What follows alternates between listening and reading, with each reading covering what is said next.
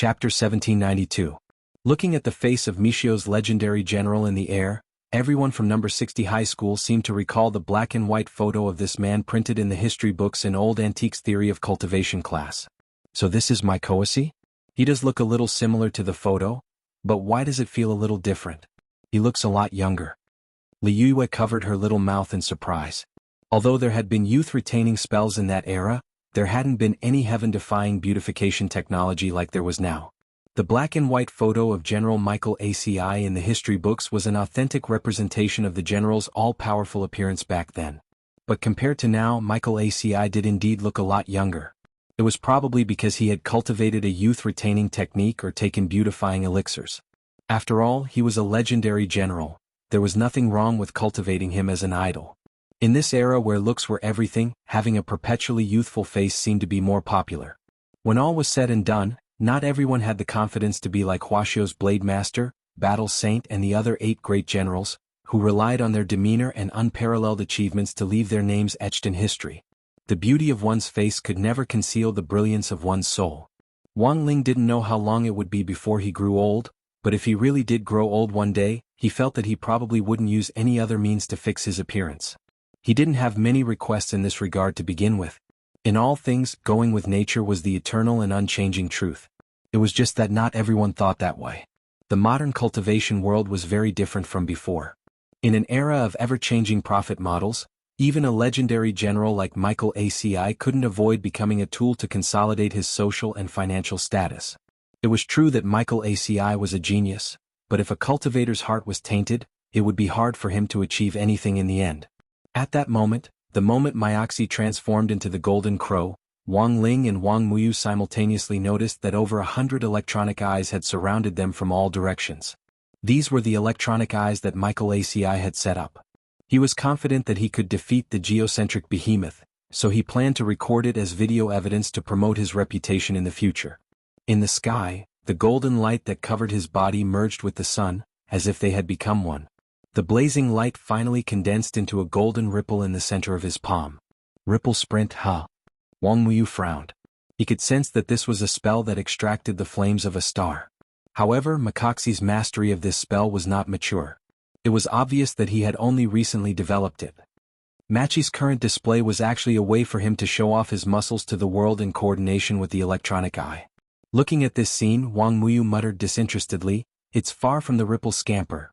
The true ripple sprint technique could cause the light waves emitted to be equivalent to the temperature of the sun's core. However, the current temperature of Michael's body was not even a third of the temperature of the sun's core. Perhaps he could show off his muscles on Earth. But in the eyes of a true expert, it was child's play. It could only be called the little sun fist. "Daddy, when are you going to show me? Let him see the real ripple sprint?" At that moment, Wang Muyu, who was sitting on Wang Ling's lap, transmitted his voice and looked at him expectantly. Wang Ling, even if he wanted to show it, he couldn't do it on Earth. He indeed knew this move of Mikoxi's, and it was hundreds of millions of times more powerful than Mikoxi's. But the problem was that if he used this move on Earth, the spirits of Earth might not be able to take it. Now, it wasn't just the spirits of Earth. The spirits of the other planets in the universe were very dissatisfied with their actions. Furthermore, many of them had written letters of complaint to the Heavenly Dao Governing Committee. It wasn't Wang Ling who was complaining, but Wang Ling realized that Wang Ying had great stamina. He used the planetary wall-thumping spell on Sun Yinger at 8 o'clock every night without fail. "Evil creature, I'll show you my prowess today." At that moment, when Mikoxi had finished charging up his power, the blazing light waves in the air finally turned into a flaming dragon that shot toward the geocentric behemoth. Boom! From a distance, the flaming dragon that shot out of Mikoxi's palm looked like a walking laser cannon, which pierced through the geocentric behemoth's energy wall on the spot. "There's hope." As expected of General Mikoxi, countless soldiers in the base cried out in alarm. Mikoxi's first attack had successfully pierced through the energy wall, which instantly boosted their confidence.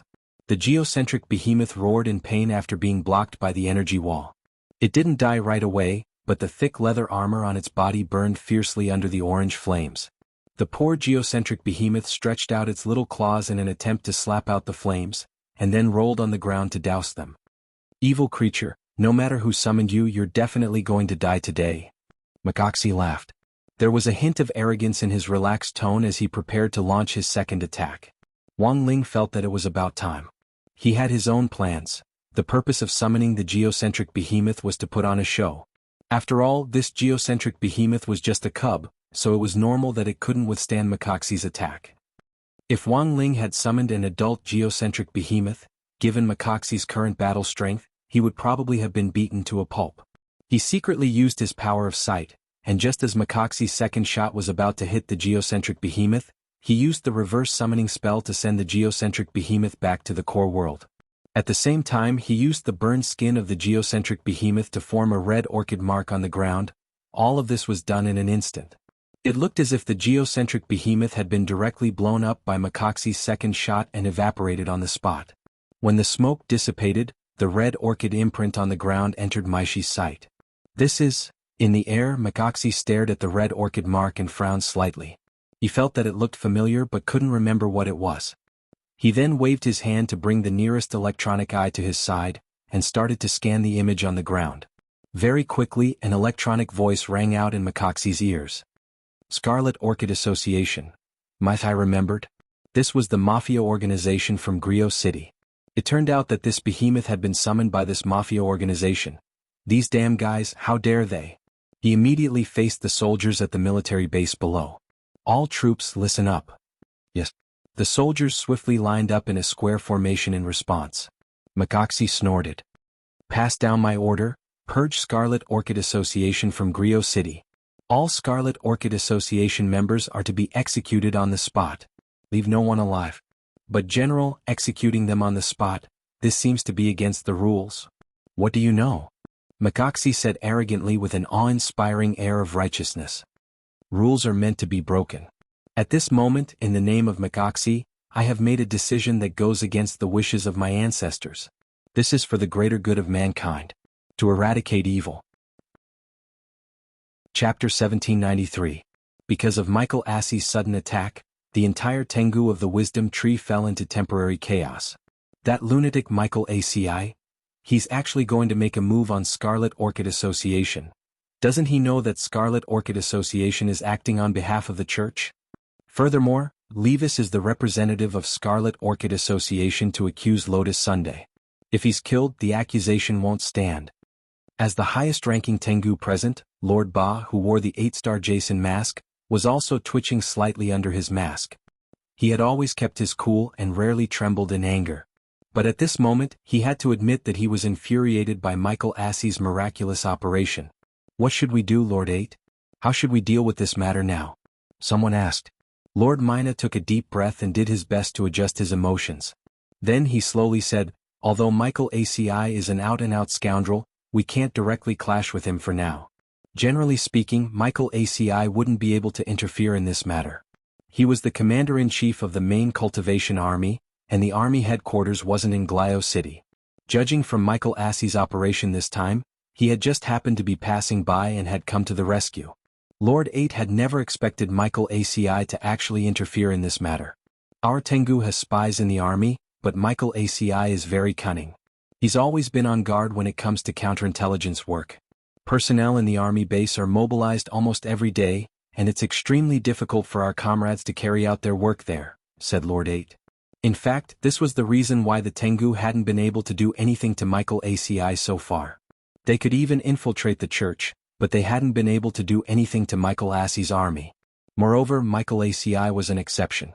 Although the church's authority covered most of the government, it couldn't reach Michael Asey. Currently, Michio's army only listened to Michael Asey. According to the Tengu's original plan, they had wanted Wang Ling and the others to drive into the army base branch and provoke Michael Asey. Who would have thought that they would go for wool and come home shorn? Instead, Michael Asey had set his sights on Scarlet Orchid Association, which was currently on the church's side and working with them. Come to think of it, why did that giant beast turn into Scarlet Orchid Association's logo after it died? This doesn't make sense at all. However, the Tengu were not in the mood to think about these problems. Their top priority now was to resolve the matter of Michael Asey and prevent the conflict from escalating. I made a mistake in this matter as well. I didn't expect my Asey to get involved. We should ask our brothers from the church to inform Michael in advance. Master Ba, go and greet them now. I'm afraid it's already too late. Michael Asey has always been a proud and confident man. He would never revoke his orders. Then what should we do? We can only try to communicate with them first. At the very least, we can protect Levis and prevent Michael's forces from attacking him. Master Ba said with a headache, but this isn't a bad thing. At the very least, it was obvious that the battle sect had indeed sent experts over to protect them. Or maybe one of the high school students on the armored bus is Wang Meili. High school student? No way. Maybe he's just borrowing the identity of a high school student. Master Ba said, otherwise, there's no way to explain why such a huge beast would suddenly appear in front of the garrison base branch. Furthermore, after it died, its remains formed the shape of Scarlet Orchid Association's logo. Saying this, he couldn't help sighing. I underestimated these people's methods. This move of diverting trouble is very good. But it won't be so easy to sow discord among us and cause internal strife like this. It's time for Venerated Emperor's Senior Immemorial One to take action. Although there are only 5 of them in the first batch, it's already enough to give them a hard time. I want to see how this Wang Meili plans to deal with them. Under the accusation of the immoral navigation system, Wang Ling had been quick-witted to divert trouble and successfully set up a conflict between Michael ACI and Scarlet Orchid Association. If things had gone smoothly, as long as Levis was killed by Michael ACI, the accusations against Lotus Sun from the Glio government would naturally vanish like smoke. Furthermore, Lotus Sun wouldn't be the one to blame for Levis's death, and no one would think that she had ordered Michael ACI to kill Levis. Because everyone knew what kind of person Michael ACI was. What he valued the most was his reputation. As a legendary general of Mishio Nation, there was no way he would listen to the orders of a big miss of a financial group and kill a mafia boss. Of course, Wang Ling still didn't know if things would go as smoothly as he had expected. Tengu had eyes and ears everywhere. It wouldn't be difficult for them to use some means to protect Levis. On the other hand, Tengu's influence had already infiltrated the church. If they wanted to completely resolve this matter, the best way was to break up the relationship between the church and Tengu, so that the church and Michael ACI would share a common hatred for a common enemy and turn their guns on Tengu. They just needed to watch from the sidelines as these people fought each other in their own territory. They were suspicious of each other and transferred their conflicts to each other. This was a living Western house of cards. Wang Ling had thought that these things could only be seen in TV dramas, but the truth was that they really existed in reality. Young heroes, where do you want to go now? I'll cooperate. At that moment, the wicked navigation asked. He was already afraid. Under the threat of Hirogua's USB drive, he had no choice but to compromise with number 60 High. In fact, it wasn't that the wicked navigation hadn't collected information on number 60 High before carrying out this mission. Back then, it had a feeling that these high school students wouldn't be easy to deal with. Based on historical observation data. In this half a year's time. Shadow Stream, Immortal Mansion, Devil Emperor Guapai Yicha, all sorts of evil forces big and small inside and outside Huaxiao Nation had already been destroyed by number 60 High. It might not seem like it had anything to do with number 60 High, but in fact, everything was connected to it. Hence, the wicked navigation had thought that this operation wouldn't go smoothly, and that something might happen. In the end, it had been proven right. Sometimes, the analysis of big data was very useful. It was just that the wicked navigation hadn't figured out which of the people in number 60 High was the hidden expert. Now, it could only feign civility and surrender and secretly gather information. When the time was right, it would send the information back to Levis. Chapter 1794. The wicked navigation took a moment to fill in the blanks. It thought that its fake surrender wouldn't be detected. But as an AI that already had the ability to think, Wang Ling would still be able to hear every single one of its little schemes. It wasn't just Wang Ling. Everyone, including Wang Muyu and Lotus Sun, knew what the wicked navigation was up to. However, they were smart enough to pretend that nothing had happened. Daddy, is this navigation system stupid? Wang Muyu sent a voice transmission. To be honest, Wang Muyu was speechless at the immoral navigation system. It was just a navigation system. Even if it was made into an anime, it wouldn't have any image. At most, it would just find a voice actor. But why did this wicked navigation system like to add scenes for itself?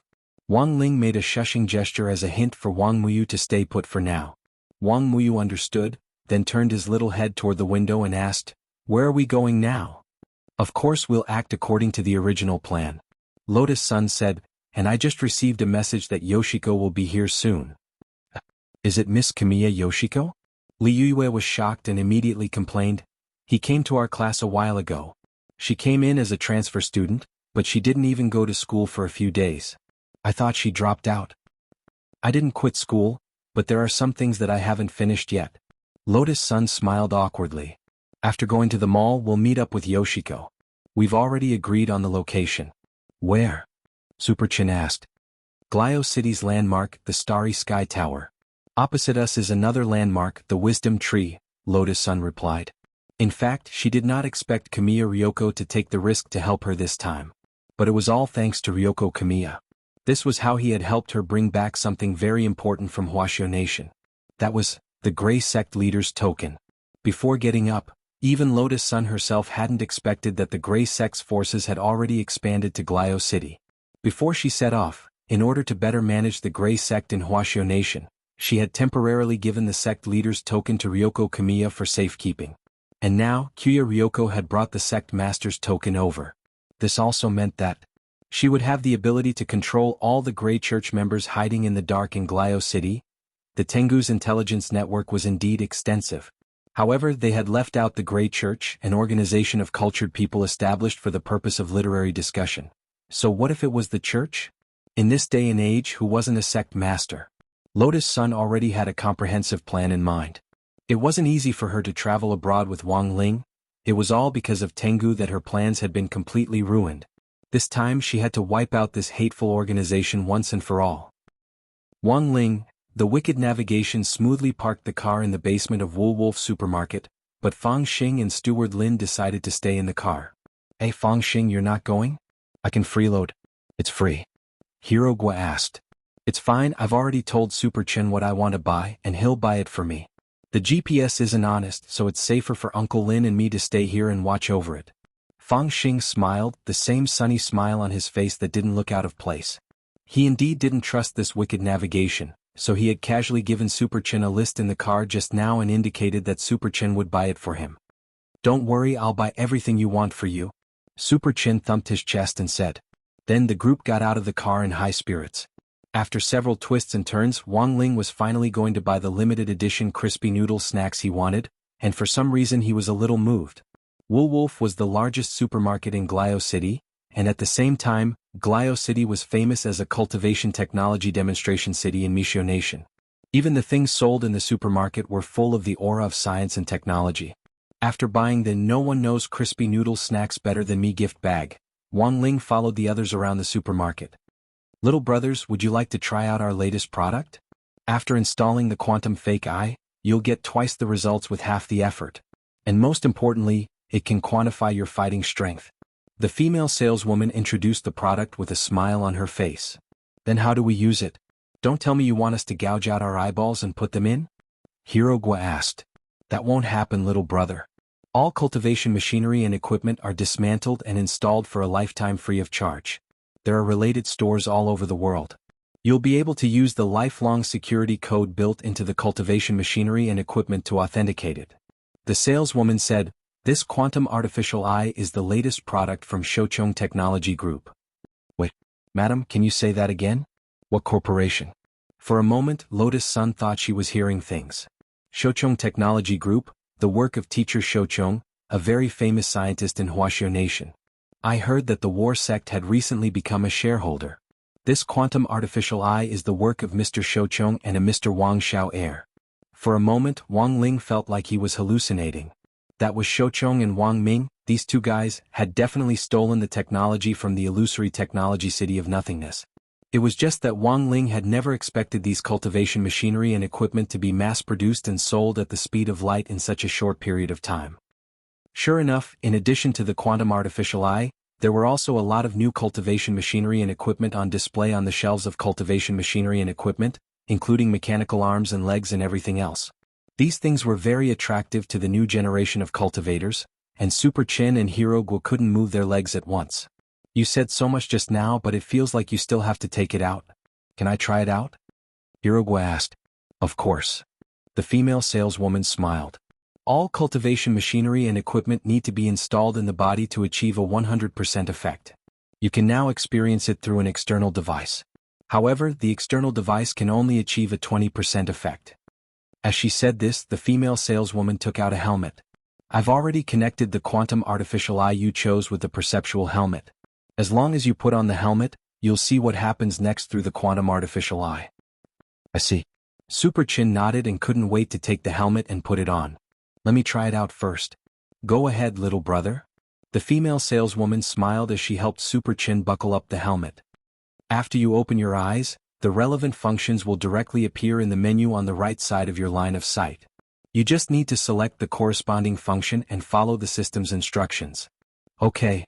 Super Chin rubbed his hands together. After the equipment started up, he only felt a quick hum in his head, and then heard the electronic voice in his head saying, "Connection successful." A large number of functions related to the quantum artificial eye were swiftly displayed on the right side of the menu, just as the female saleswoman had said.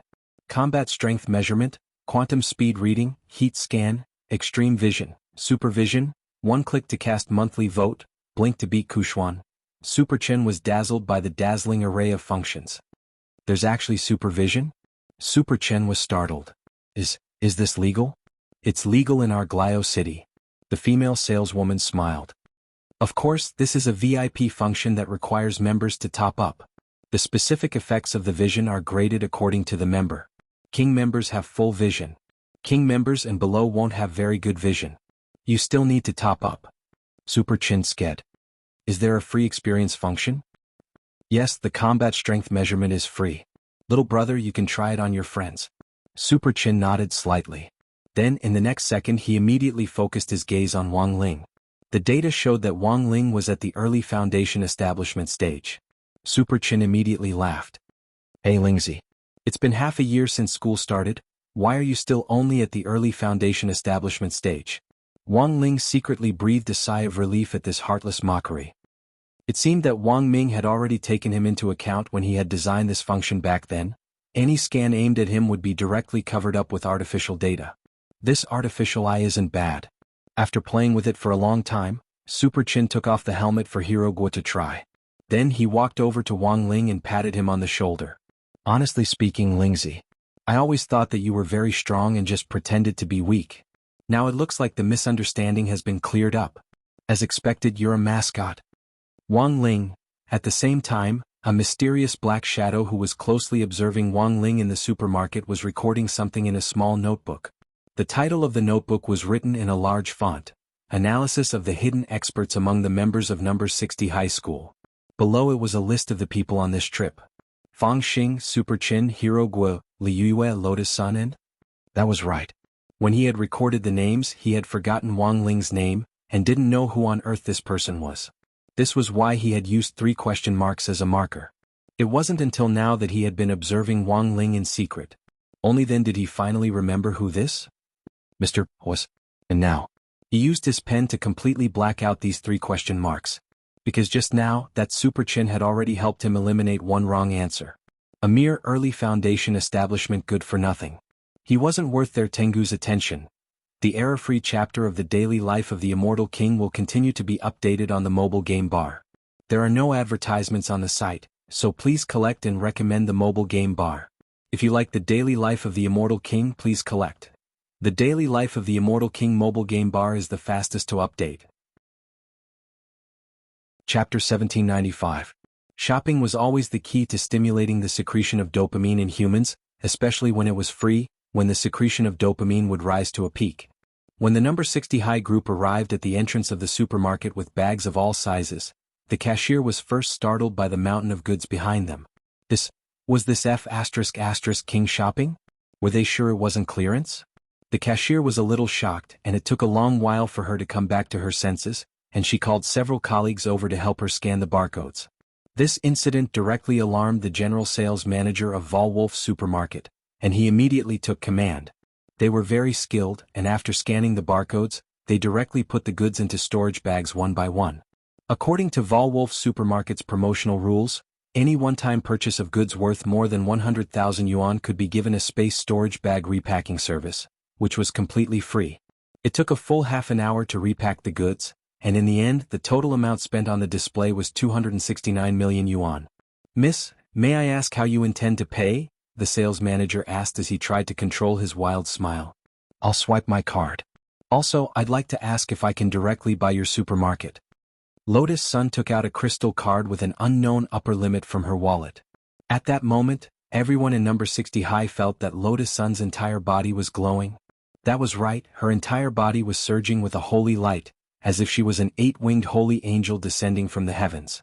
Naturally, Lotus Sun hadn't come up with the idea on the spur of the moment, but had been thinking about it for a long time.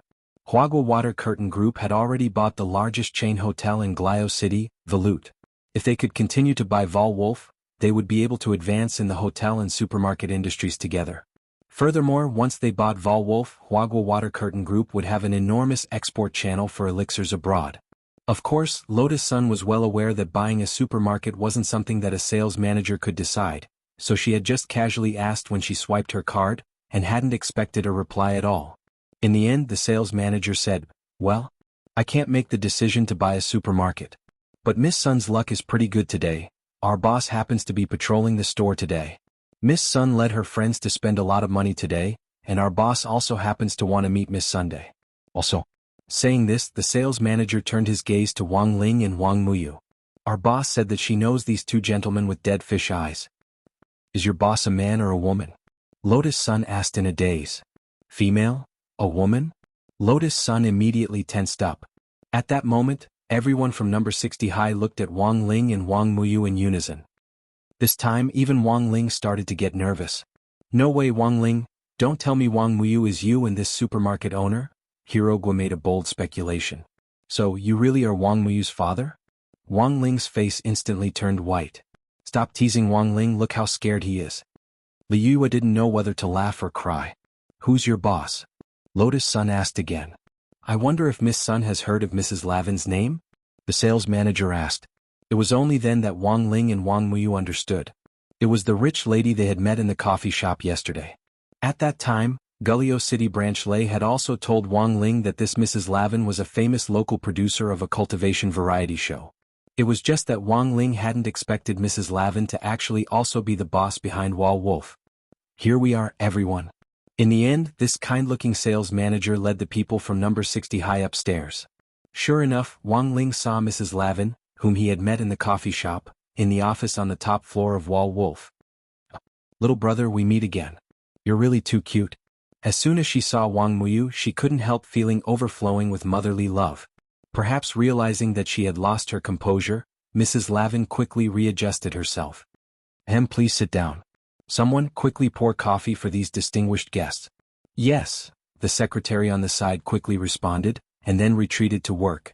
After some small talk, Mrs. Lavin got straight to the point. "As expected of the eldest daughter of Huagua Water Curtain Group, Miss Lotus Sunday. You are indeed generous with your money, extraordinary. Mrs. Lavin, you flatter me. To be honest, I'm also a little surprised. I only heard that you were a famous producer of variety shows. I didn't expect you to be the one running the supermarket business," Lotus Sun replied in a low-key and modest manner. "Business has always been my strength. A person is destined to have many identities in life. In fact, even I didn't expect that I would become so popular as a producer of variety shows. Furthermore, I made a lot of money." Mrs. Lavin picked up her coffee cup and said with the calm elegance of a noble lady, "I heard that Miss Sun wants to buy my Volwolf?" "Yes, that's a plan." Lotus Sun nodded. "But Mrs. Lavin's supermarket only needs money. You won't sell it so easily, right?" "Miss Sun is indeed smart." Mrs. Lavin smiled. "I don't care about money at all. Money is like floating clouds to me. Why would I want so much money? I can't even use it all. After enjoying life enough, what I want most now is to find some fun for the rest of my boring life. That's why I've embarked on the path of a variety show producer." "Then what are your conditions, Mrs. Lavin?" asked Lotus Sunday. "Don't be hasty, Miss Sunday. Let me finish first." Mrs. Lavin said, "A straightforward person doesn't beat around the bush. Miss Sun, you should be well aware of your situation now. The Church and Scarlet Orchid Association have taken action against you one after another, causing you and your classmates to be confined to Glio City and unable to return to China. At this time, if I sell the supermarket to you, it's actually an act of siding with someone. Of course, what I'm saying to Miss Sun now doesn't mean that I'm afraid of these two forces. I just want Miss Sun to understand my sincerity." Speaking up to this point, Madame Raven slowly got up and looked expectantly in the direction of the number 60 high group. "I only have one request, and that is for all of you from number 60 high to participate in the recording of a variety show with the elite representatives selected from another local cultivation high school in our Glio City. As long as the recording is successfully completed, I'll transfer all my shares in Glio City to Miss Sunday. As for the rest, I don't want a single cent." At that moment, Lotus Sun frowned slightly and said in bewilderment, "I want to know, why does Mrs. Lavin like our number 60 high?" Chapter 1796. I think Miss Sun and all the students present should be very clear on why number 60 high was chosen. Madame Raven covered her mouth slightly with her right hand, which was covered in white lace, and smiled. In less than half a year, from Shadow Stream Immortal Mansion to that devil Emperor Guapai, the destruction of so many organizations and experts one after another is inextricably linked to your number 60 high. To be honest, it doesn't have much to do with us. It's useless even if Miss Sun prevaricates like this. Number 60 high's reputation has long spread overseas, including in Glio City. Elite high school students who want to cross borders to challenge number 60 high are eager to try. She smiled. If we hold a variety show challenge between high school students at this time, I believe that the ratings will already surpass all previous ones. I just want a thrill, and I hope Miss Sun won't have any other concerns. In addition, in order to ensure that Miss Sun and all the students can stay here and participate in the recording of this variety show without worry, I have also sent an email application to number 60 high as the producer of the variety show. Saying this, Madame Raven fiddled with the electronic wristwatch in her hand, and with a buzz, an email was immediately projected in the air. This is Old Chen's email. It even has Old Chen's school seal. At this point, everyone from number 60 high was dumbfounded. As you can see, the headmaster of your school has agreed to let you stay to record this variety show challenge. He has also applied for a 7-day holiday. Don't worry, the variety show won't take too long to record. 7 days is enough for us to finish competing in all the events. In addition, Headmaster Chen also made a request, which is to conceal your identities. I can also guarantee this. Madame Raven smiled brightly. Throughout the recording of the variety show, we will provide you with exclusive masks to cover your faces. You only need to wear your school uniforms to participate in the show. As for me, it's useless even if I wear a mask because someone will definitely know who I am. At that moment, Lotus Sun sighed in her heart as she sighed at Madame Raven's methods. She was the future successor of Huagua Water Curtain Group, and now that such a thing had happened in Glio City, the whole world's attention was on her. Even if she wore a mask to hide her identity, it was useless. As long as she released information about Showdown High, even if she didn't mention her name, everyone would definitely know that it was her. In Lotus Sun's eyes, this was no different from directly reporting her ID number. No matter how the variety show was, as long as she was there, the ratings would be guaranteed. It was obvious that Madame Lavin had planned all of this from the beginning. Lotus Sun's only consolation now was that her face would be covered for this variety show, and everyone's attention would be focused on her, so it shouldn't affect Wang Ling too much. But even so, she still felt a little uncomfortable. She didn't want to cause trouble for Wang Ling, but now it seemed that this was completely the opposite of what she had intended. If we lose, it'll definitely be very humiliating. In comparison, Hirogua and the others weren't in a very good mood. Originally, they just wanted to travel abroad to relax, but they ended up participating in this variety competition for no reason. Headmaster Chen had personally signed the mail with the school's seal, so he had no choice but to go. Most importantly, this variety challenge was the focus of the entire world. If they lost, it would be extremely embarrassing. Therefore, in just an instant, everyone felt the pressure on them. If all of you are going to participate in the competition, what about me? Wang Muyu asked. There was a little envy in his eyes. The little guy was at the age of a curious baby, and it was the time for him to accept and absorb all kinds of new things. An activity like the variety challenge was naturally very attractive to Wang Muyu himself. Muyu, believe me, this show isn't fun. Big sisters and big brothers are under a lot of pressure, Li Yue said helplessly. Really? It clearly sounds like fun, Wang Muyu said. Don't worry, little brother, Auntie will specially arrange a segment for you. At that moment, Madame Lavin laughed sinisterly again. I've already reported this to Headmaster Chen. The variety show challenge this time was a 6+1 challenge format. 6 high school students and 1 elementary school student. The high school delegation from Glio City will also select a famous local king-level elementary school student to participate. Wang Muyu looked puzzled. A king-level elementary school student? Is he very good? Madame Lavin, of course. The so-called king-level elementary school student is someone who can finish their cultivation homework on time, never causes trouble for others, carry their teammates when playing games, and never use their parents' money to secretly top up games, tip live streamers or buy some other boring virtual goods. Wang Muyu, then can a king-level elementary school student from Glio City blow up the earth with one punch? Hearing this, Madame Lavin couldn't help laughing. Little brother Muyu, you really know how to joke. He's just an elementary school student, how can he have the power to blow up the earth? Wang Muyu, but I can. Madame Lavin looked like she was coaxing a child. Yes, Andy knows you can. But you don't have to blow up the earth in this competition. You just need to listen to your brothers and sisters' arrangements. You're the key to getting points. Wang Muyu nodded. Understood. Wang Ling and Lotus Sun. Saying this, Madame Lavin looked at everyone. That's the situation. It seems that everyone already understands. Then I'll give Miss Sun the rules of the variety challenge later tonight. When the time comes, Miss Sun can give us a detailed introduction. All right. Lotus Sun sighed and looked at the number 60 high team a little guiltily. I've really troubled everyone by getting you all involved this time.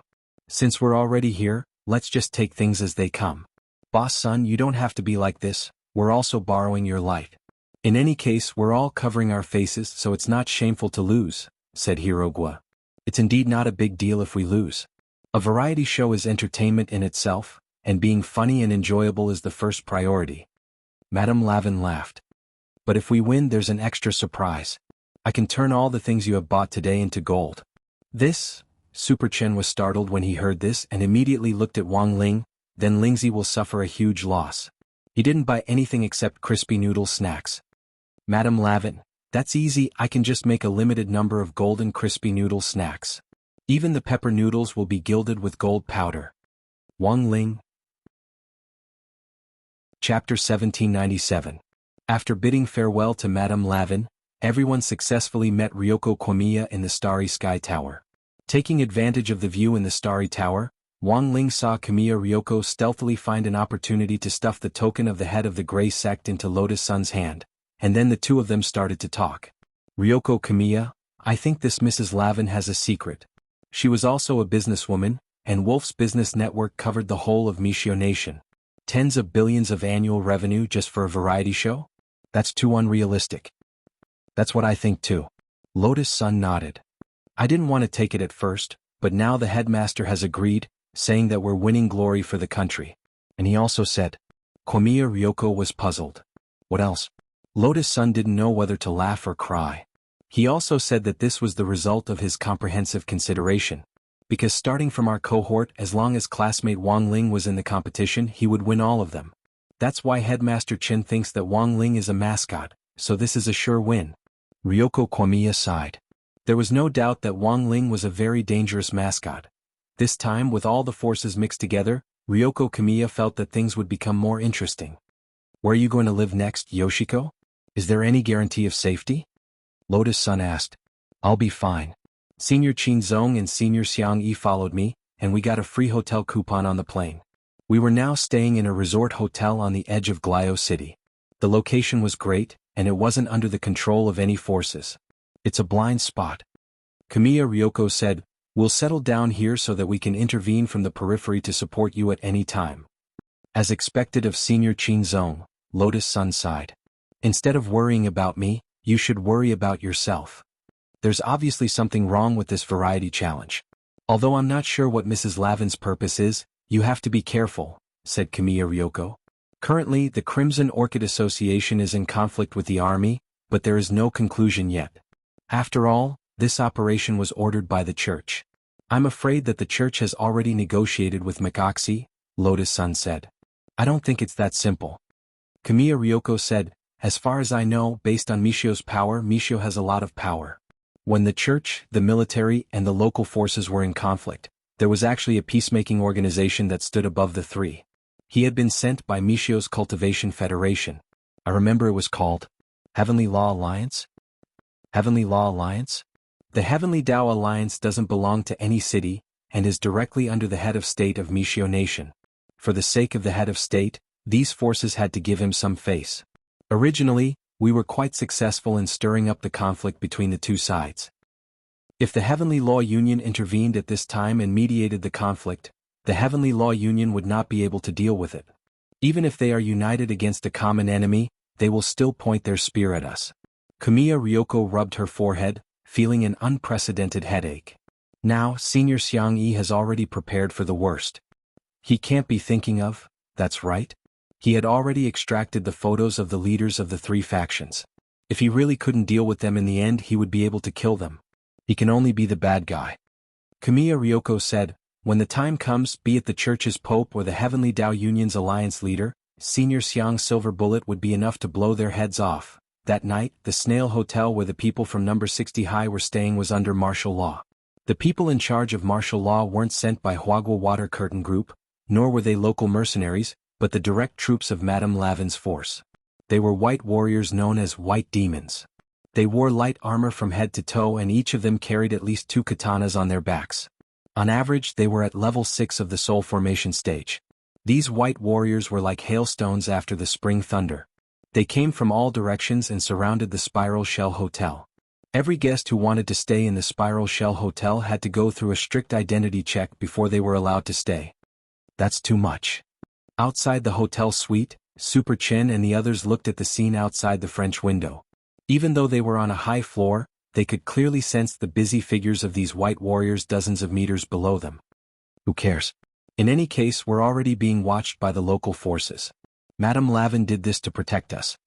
Hirogwa spread his hands and said, in any case, didn't she promise Boss Lotus Sun that she would compensate the hotel 3 times the amount of the losses caused by the protection of the white warriors?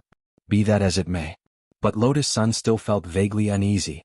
On the surface, it seemed that Madame Lavin's purpose in doing this was indeed to protect them so that they could smoothly film the next variety competition. But Lotus Sun had an inexorable intuition that Madame Lavin's true purpose wasn't that simple. Especially after what Ryoko Kamiya had said to her, she felt that Madame Lavin's purpose wasn't that simple. At the same time, under the night sky, Madame Lavin slowly stepped out of a limousine in front of St. Peter's Cathedral. We'll escort Madame in. Behind her, 2 white warriors appeared behind her in a flash. You don't have to go in. Wait for me at the door. Madame Lavin's expression was calm as she slowly walked inside the church along the red carpet that had been laid out to the soles of her feet in front of St. Peter's Cathedral with a snow-white cane in her hand. Enveloped by the moonlight, the glazed roof tiles were noble and gorgeous, giving off a solemn and holy feeling. At this moment in St. Peter's Cathedral, Levis, the president of the Crimson Orchid Association, had already come out ahead of time. He was facing the portrait of the Virgin Mary with his eyes and half of his butt on the wooden bench, praying devoutly. Only when he heard movement did he slowly open his eyes and muttered, Lavin, you're here. And you didn't even bring a single guard in. You're still as bold as ever. As expected of the woman known as the Snow Princess Empress of Glio City. It's all an empty title given by others. Let's not mention it. Madame Lavin covered her mouth and smiled with her eyes squinted. Your Red Eagle of the Crimson Orchid Association isn't bad either. He's hiding in his cave and doesn't dare to come out after being scared by the legendary general, my Oxy. I'm just curious why someone who openly chooses a side would have the courage to stand here. Levis smiled. Choose a side? What side? Madame Lavin pretended to be confused. You openly mobilized the white warriors to protect those despicable foreigners. On the surface, it's to ensure the recording of the variety competition. But in reality, isn't this the act of choosing a side? At this moment, Levis revealed a sinister smile. Do you think the church will let you off so easily? Chapter 1798. Ha! Madame Lavin was fearless in the face of such a question. Her laughter that sounded unusually gentle had a hint of disdain in it. She said with confidence and calmness, I respect the church and believe in the Holy Mother. The glory of the Holy Mother's existence will forever shine into the depths of everyone's heart and illuminate this country forever. However, this country doesn't belong to the Holy Mother, nor does it belong to any of us. Madame Lavin paused, opened her eyes and said, It's the same for this city called Glio City. We should trust each other and stay in our place. We shouldn't engage in a meaningless argument here. As soon as she finished speaking, a loud applause was reflected through the glazed tiles of the dome inside the bright St. Peter Cathedral and spread throughout the whole cathedral. A handsome man with long blonde hair applauded from the entrance of the cathedral as he walked along the red carpet. He was wearing a bright and beautiful military uniform. The magnificent shoulder pads were dotted with general badges, and the lapel on his chest was full of military medals. As always, he had a kind of flamboyance that belonged to Michael ACI. Well said, Madame Lavin. But now it's obvious that someone doesn't want us to do this. Michael ACI held the general's sword hanging on his waist tightly and said, "You and Levis are white and black. Instead of opposing each other, it's better to seek symbiosis. The church is the link that binds us together, so we don't have to go against the church." Speaking of this, he piously faced the Holy Mother and made a praying gesture. After all, going against the church is going against the Holy Mother. The three of us are not gathered here to divide Glio City. Michael ACI, I didn't expect an uneducated man like you to say such artistic words. How interesting. Since when did you learn to pray? I remember that you're not a very cultured person. Levis smiled. His voice was cold. Even in the face of Michael ACI, he was still fearless. I'm like this because of my daughter's influence. She's become more obedient recently. She seems to be infatuated with a literary organization and has begun to have an interest in learning. Michael ACI smiled and said, I don't want her to walk my path like me. My path is not easy to walk. It's easy to encounter wild dogs on the road. Bus. In the blink of an eye, the sword light slashed down and shrouded the church's glaze. The chair that Levis was sitting on was cut into pieces in front of everyone. Levis couldn't react in time and fell on his buttocks on the broken wood. Michael ACI's attack was too fast. He didn't even have time to react before he fell to the ground. Without a doubt, this was a form of humiliation. Just as Levis was about to curse out loud, he saw Michael ACI, who was standing in front of the Holy Mother's portrait, turning his head to look at him. His eyes radiated a faint killing intent that instantly poured down from the top of his head and into his spine. Levis, my tolerance for you is limited to the Holy Mother's face. If it weren't for the church, you and your Crimson Orchid Association would have perished. Next time, if you dare to talk nonsense again, it will be your head that explodes. His eyes were filled with killing intent. It was the gaze of a tiger staring at its prey. Levis sat on the ground, trying his best to remain calm. Just as the rumor said, Michael ACI had become even stronger after coming out of seclusion. If he hadn't held back with that strike just now, he might have lost his life. But even so, Levis's face didn't reveal the slightest hint of fear. With the support of an inexplicable confidence, his eyes met Michael ACI's once again. If my head can be personally removed by this legendary general, it might be a form of luck. But Michael ACI, can you really get rid of him? Levis laughed. Madame Raven frowned deeply. This was undoubtedly a provocation, and it was done under such a great disparity in strength. Even Madame Raven herself wasn't sure if she had a chance of winning against Michael ACI. Levis's strength was so great that he dared to openly challenge Michael ACI. Even with the church's support, this kind of confidence wasn't enough. Kill? Michael ACI was obviously infuriated. His eyes were deep, carrying an indescribable coldness and a dense killing intent. The silver sword light intertwined with the glazed halo on the dome and slashed at Levis's head in an instant. This kind of killing intent and aura was too awe-inspiring. Madame Raven didn't doubt that Levis's head would fall to the ground immediately. Bang! However, in the next second, the moment when Levis and the sword light were about to intertwine, a golden bullet pierced through from afar. It burst into dazzling sparks and exploded like the sun. The light was so dazzling that it made Michael ACI and Madame Raven's eyes hurt. A golden bullet accurately blocked Michael ACI's fatal slash, saving Levis' head in the nick of time. Who dares to block my sword? Michael ACI was furious. He didn't expect his sword to be blocked at the critical moment. Calm down, General. I'm here to make peace. A squint-eyed man with ear-length short hair and a monocle wearing a dark blue coat slowly walked in from afar. You are. The sharpness in Michael ACI's eyes vanished instantly.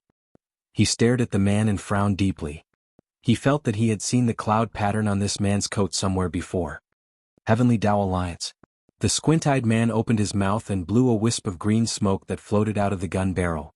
He was the one who shot the golden bullet just now. That bullet contained immortal energy and was extremely powerful. It was a bullet condensed with cultivation. Since it blocked his general's sword, it proved that this gun was at least a powerful world-defying artifact. Please don't misunderstand, General Michael ACI. I didn't mean to offend you. I'm not strong myself, but I rely on this Heavenly Tao spear given to me by the Heavenly Tao Alliance to have a say in this world. The squint-eyed man smiled and said, Let me introduce myself. I'm the leader of Heavenly Tao Alliance's first team, Pei Luochi. First team leader? Michael ACI frowned deeply. There were 6 teams in the entire Heavenly Tao. One of them had the most shocking strength. The leader of this team, Pei Luochi, was known as the Heavenly Tao's Grim Reaper. Michael ACI had heard of this person a long time ago. However, he didn't expect this person to be this squint-eyed man with a strange voice and a sneaky smile. "I'll cut to the chase, General Michael ACI. I'm here to mediate," Pei Luoqi said. "Originally, I didn't want to get involved in this matter. Recently, my son has become obsessed with learning because of a literary organization, so I wanted to stay at home to tutor him. But now you guys are fighting in Glio City. As the leader of First Team, I have no choice but to intervene." As he spoke, he looked around at Michael ACI, Madame Lavin, and Levis. "My Heavenly Tao Spear isn't here to protect anyone. What I'm doing is to turn your conflict into a united bullet of justice. P.S. Who do you think the literary organization mentioned in the text is?" Chapter 1799. Here it's always the fist that talks. Whoever's fist is harder controls the truth. Wielding the general's sword, there was a hint of excitement in Mike Assie's eyes as he stared at Pei Luoqi. He had long heard of the Heavenly Tao Alliance's team leader, and thus didn't intend to let go of this opportunity to compete. As someone who had just come out of seclusion and stepped into a new realm, Mike ACI was really curious about whether the Heavenly Tao Alliance's battle strength was as heaven-defying as the legend said. BZZ. Almost in an instant, Mike ACI unsheathed his sword and attacked again. Wielding the general's sword, his sword chi was like a rainbow as he moved at an incredible speed. This man was serious. The moment they sensed the dense killing intent, Madame Raven and Levis instantly retreated to the sides to keep a distance from the two. St. Peter's Cathedral was instantly overturned. The portrait of the Virgin Mary behind Mike ACI swayed in the gale, and the string was torn off in front of everyone as it floated into the distance. This was Mike Assie's unique madness. Once it got to his head, this legendary general of Mishio Nation would become an out-and-out lunatic. Facing the powerful spiritual pressure and the terrifying blade that was about to strike his neck, Pei Luoqi stood solemnly on the spot, far calmer than Madame Raven and Levis had imagined. Earlier, Pei Luoqi had claimed that he had relied on the Heavenly Tao Spear in his hand to get to this step, but now that he was standing in the middle of the field and facing Mike Assie's sudden attack, he was as unmoving as Mount Tai, which was enough to prove how extraordinary he was. Clang! The blade accurately struck Pei Luoqi's neck with the sound of godly metal colliding. His body was unbelievably tough, and he directly blocked Mike Assie's sword in the most ordinary manner. At the same time, strands of purple chi seeped out of Pei Luoqi's skin and wrapped around Mike Assie's general's sword. Immortal chi? Madame Raven and Levis were shocked at the same time. They could sense that this purple chi was extraordinary. They had already sensed it when the Heavenly Tao Spear had shot that golden bullet earlier. Now that this immortal chi was revealed again, both of them were horrified at the same time. Sure enough, Pei Luoqi, the Heavenly Tao Alliance's team leader, had already become a venerated immortal after Earth leveled up. Michael Assie's sword failed to cut off the head, but the expression on his face did not change much. He snorted and then put away his general's sword. He stared at Pei Luoqi, who was still smiling with his eyes narrowed, and then said with a hint of coldness, "Why aren't you attacking? I've said it before, it's to unite all of you into a single force to fight against the outside world. That's why I had no intention of fighting General Mikoasi from the start." Perugia replied, "My original intention was to mediate the conflict. If I were to make a move against General My 11, wouldn't that be the exact opposite of what I intended? At the same time, I hope General McAvoy understands. After all, they were all fathers. And there is also a child who recently fell in love with learning." Ha, boring. Upon hearing that, Maxi sheathed his sword. He didn't like Peroche.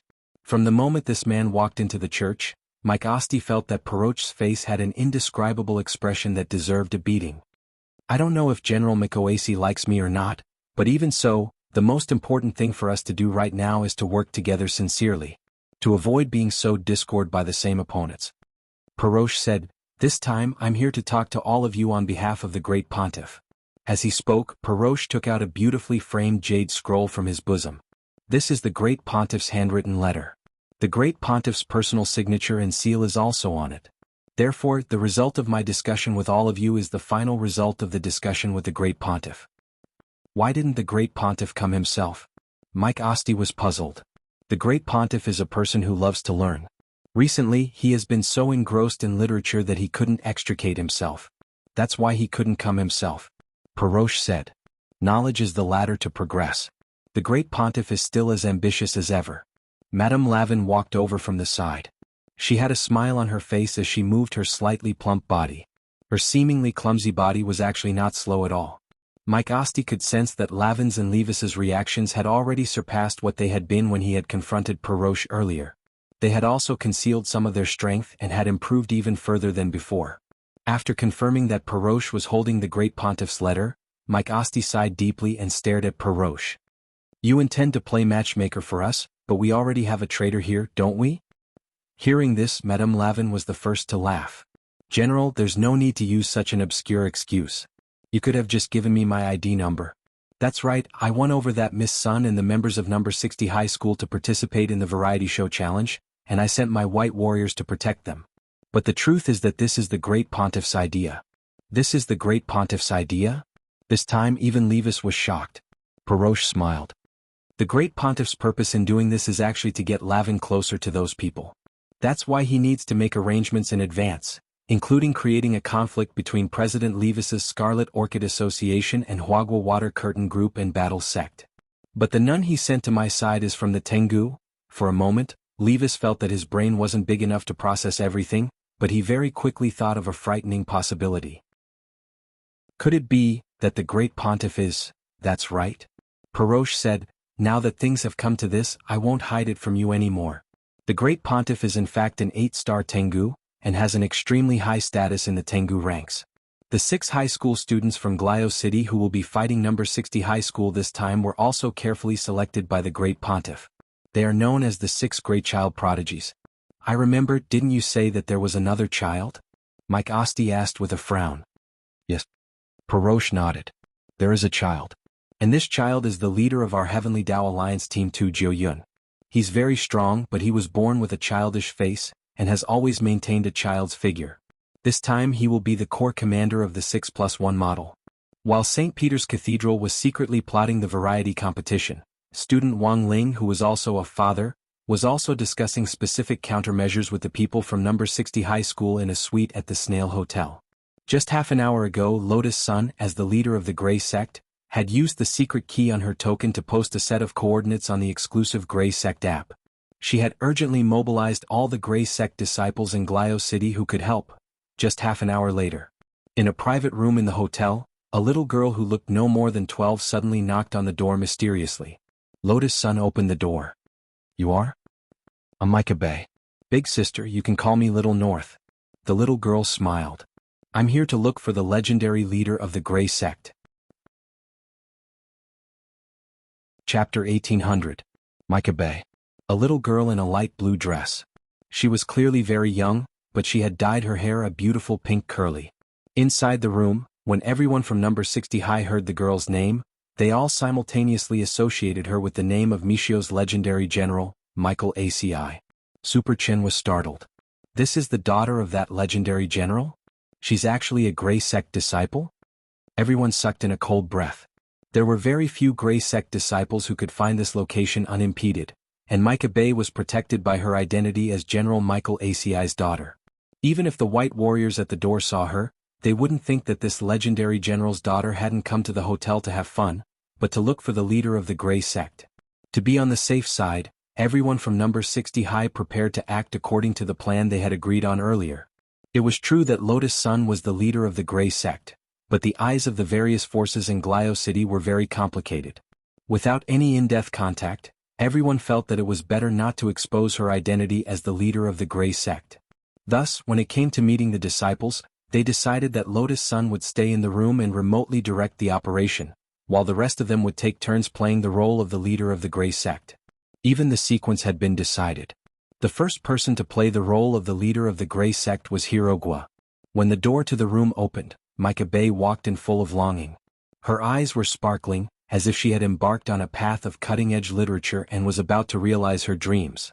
"Hello, Miss Xiao Bei, I am the leader of the Grey Sect." Then, with Hirogua's greeting, it was like a basin of cold water had been poured over her. There was clear astonishment on Micah Bay's little face. She looked at the fierce-looking little fatty in front of her, and for a moment felt like her dreams had been shattered. You are the leader of the Grey Sect? What, are you very disappointed?" Seeing Micah Bay's downcast face, Hirogua was in fact also dealt a heavy blow to his heart. He hadn't done anything wrong. He had just been entrusted with the task of protecting Lotus Sun's identity as the leader of the true sect. In the end, he hadn't expected to be despised by the Grey Sect disciples in Glio City in the first round. No, I'm not disappointed. Micah Bay tried to maintain her smile as she shook her head. I'm just desperate. Hirogwa, everyone else, Micah Bay, the leader of the Grey Church in my imagination is a person shrouded in light. Not a person surrounded by fat. Hirogwa, it could be seen that after Micah Bay said this, Hirogwa almost couldn't sit still anymore. But for the sake of the bigger picture, the others stood in a row behind Hirogwa and firmly pressed down on his shoulders. The scene was indeed a little awkward, and even Wang Ling started to feel a little embarrassed on Hirogwa's behalf. Although Old Gua's body was a little swollen, he could actually be considered a nimble fatty. As one of the students in the elite class, he had also been one of the top students in number 60 High's PE exam. He had never been humiliated like this before. It was not scary to be despised by the people around him. After all, the more derogatory their words were, the closer their relationship was. But when a complete stranger came up and gave him a head-on blow, Hirogwa instantly felt a heart-wrenching pain, and he almost couldn't take it anymore. Perhaps realizing that he had gone overboard, Micah Bay's little face was immediately filled with smiles. Ah, I'm sorry, Lord Sect Leader. Actually, I didn't mean it that way. I didn't mean a lot of what I said. I don't know why, but after seeing your face I couldn't help blurting it out because it was so different from what I thought. It's fine. Hirogwa tried his best to remain calm. By the way, little Bay, since you saw me post the coordinates and come here, you should know what happened, right? Also, you should know that your identity is very special. Of course I know. Micah Bay said, my father is Mishio Nation's legendary general, Mike ACI. It's precisely because of this that none of those white warriors dared to stop me or follow me when I went upstairs just now. They all thought I was here for a beauty treatment. A little girl needs beauty treatment? Hirogwa laughed. Of course girls need to take care of themselves, otherwise they won't be able to lose weight even if they want to, Micah Bay replied with a smile on his face. And these words made Hirogwa feel like he had been shot in the knee again. Let's not talk about this, little Bay. You know, I need your help now. No problem. Although I'm very disappointed with the appearance of the leader of the Grey Church, I'm still a loyal follower of the Grey Church. Your image in my heart is still that of a paper man. I just need to forget what you look like later. The leader of the Grey Church can only be what I see in my heart. Micah Bay said with a slightly yearning look in his eyes. Look, a speck of gray in the age. What a beautiful sentence. Wang Ling, Lotus Sun and the others. Are you sure it's okay, little Bay? We want you to be our informant, and we need you to provide us with information on your father Mike ACI's movements. Hirogwa asked. Of course it's okay. My father never has time to accompany me, and often yells outside about how to become stronger and stronger. I can't wait for him to lose face outside, and it'd be best if he stayed at home the whole time. Mike A. Bay smiled and said, if only my father could fall. In that case I could prepare a cage at home and raise my father in it. Wang Ling. Hirogwa, everyone else. Hearing Micah Bay's words, everyone from number 60 high was a little shocked. Sure enough, all the pink hair was black. This was too frightening. Who would have thought that the legendary daughter of a legendary general would actually be a sickly girl? Okay, little Bay, you've passed the interview and I'll be counting on you from now on. I'll get in touch with you through the exclusive Grey Church app, Hirogwa said as he tried to hold back his cold sweat. I understand, Lord Leader. Micah Bay nodded, then waved at everyone in the room. Then we'll talk online. Then she directly left the room. For some reason, everyone from number 60 high instantly breathed a sigh of relief. Just receiving Micah Bay alone had already made Hirogwa feel like he had already lost half his old life. Can this person really be trusted? Hirogwa said doubtfully at that moment. I think so. Super Chin said, her expression just now wasn't fake, she really wants to keep her father in a cage. Wang Ling sighed in his heart. He had only heard of benevolent fathers and filial sons, but didn't know that there was actually such a thing as benevolent fathers and filial daughters. Chapter 1801. Just receiving Mike Abe was enough for Hirogwa to feel tired, and most importantly Mike Abe had actually looked down on him. Although it wasn't that Hirogwa didn't know what his problem was. Even if he was a little fat, it wasn't like he'd eaten rice. So what if he was a little fat? Don't take it to heart, old Gua. Being able to eat is a blessing. Helpless, Li Yue could only comfort him from the side from a girl's perspective. You have to believe that you're a nimble fatty. For some reason it sounded like a good thing, but Hirogwa felt that it was an even bigger blow to him. When all was said and done, it wasn't his fault that he was fat, it was mainly a genetic problem. Almost 80% of his uncles were counted by the ton, so he couldn't be blamed for that. You've worked hard, Ogwa. Watch me. Seeing Hirogwa's pained expression, Super Chin naturally couldn't bear it as his brother, and he stepped forward to take over the role of temporary leader of the Grey Sect. Just then, another voice rang out from outside the suite. Hello, I'm Pei Xiaoyuan. I'm here to look for the leader of the Grey Sect. It was the voice of a boy about 14 years old. It was a little hoarse and immature, and it was a clear sign that he was going through a voice change that was common among young people. Li Yue stepped forward and opened the door. A young man with short, black hair, a long braid at the back of his head, fair skin, and a pair of eye-catching jutting ears immediately walked into the suite. He looked like an elf. He was wearing dark purple clothes, thin stockings and a pair of black leather shoes. At first glance, it was obvious that he was dressed like a child from a rich family in Glio City. He exuded an air of nobility that made people feel like they could see him from a distance but not play with him. Super Chin sat upright on the sofa with a row of people from number 60 high behind him. He rested his chin on his crossed fingers as he looked at the fairy-like youngster in front of him, and deliberately said in a low voice, Hello, I am the leader of the Grey Sect. You're actually the leader of the Grey Sect?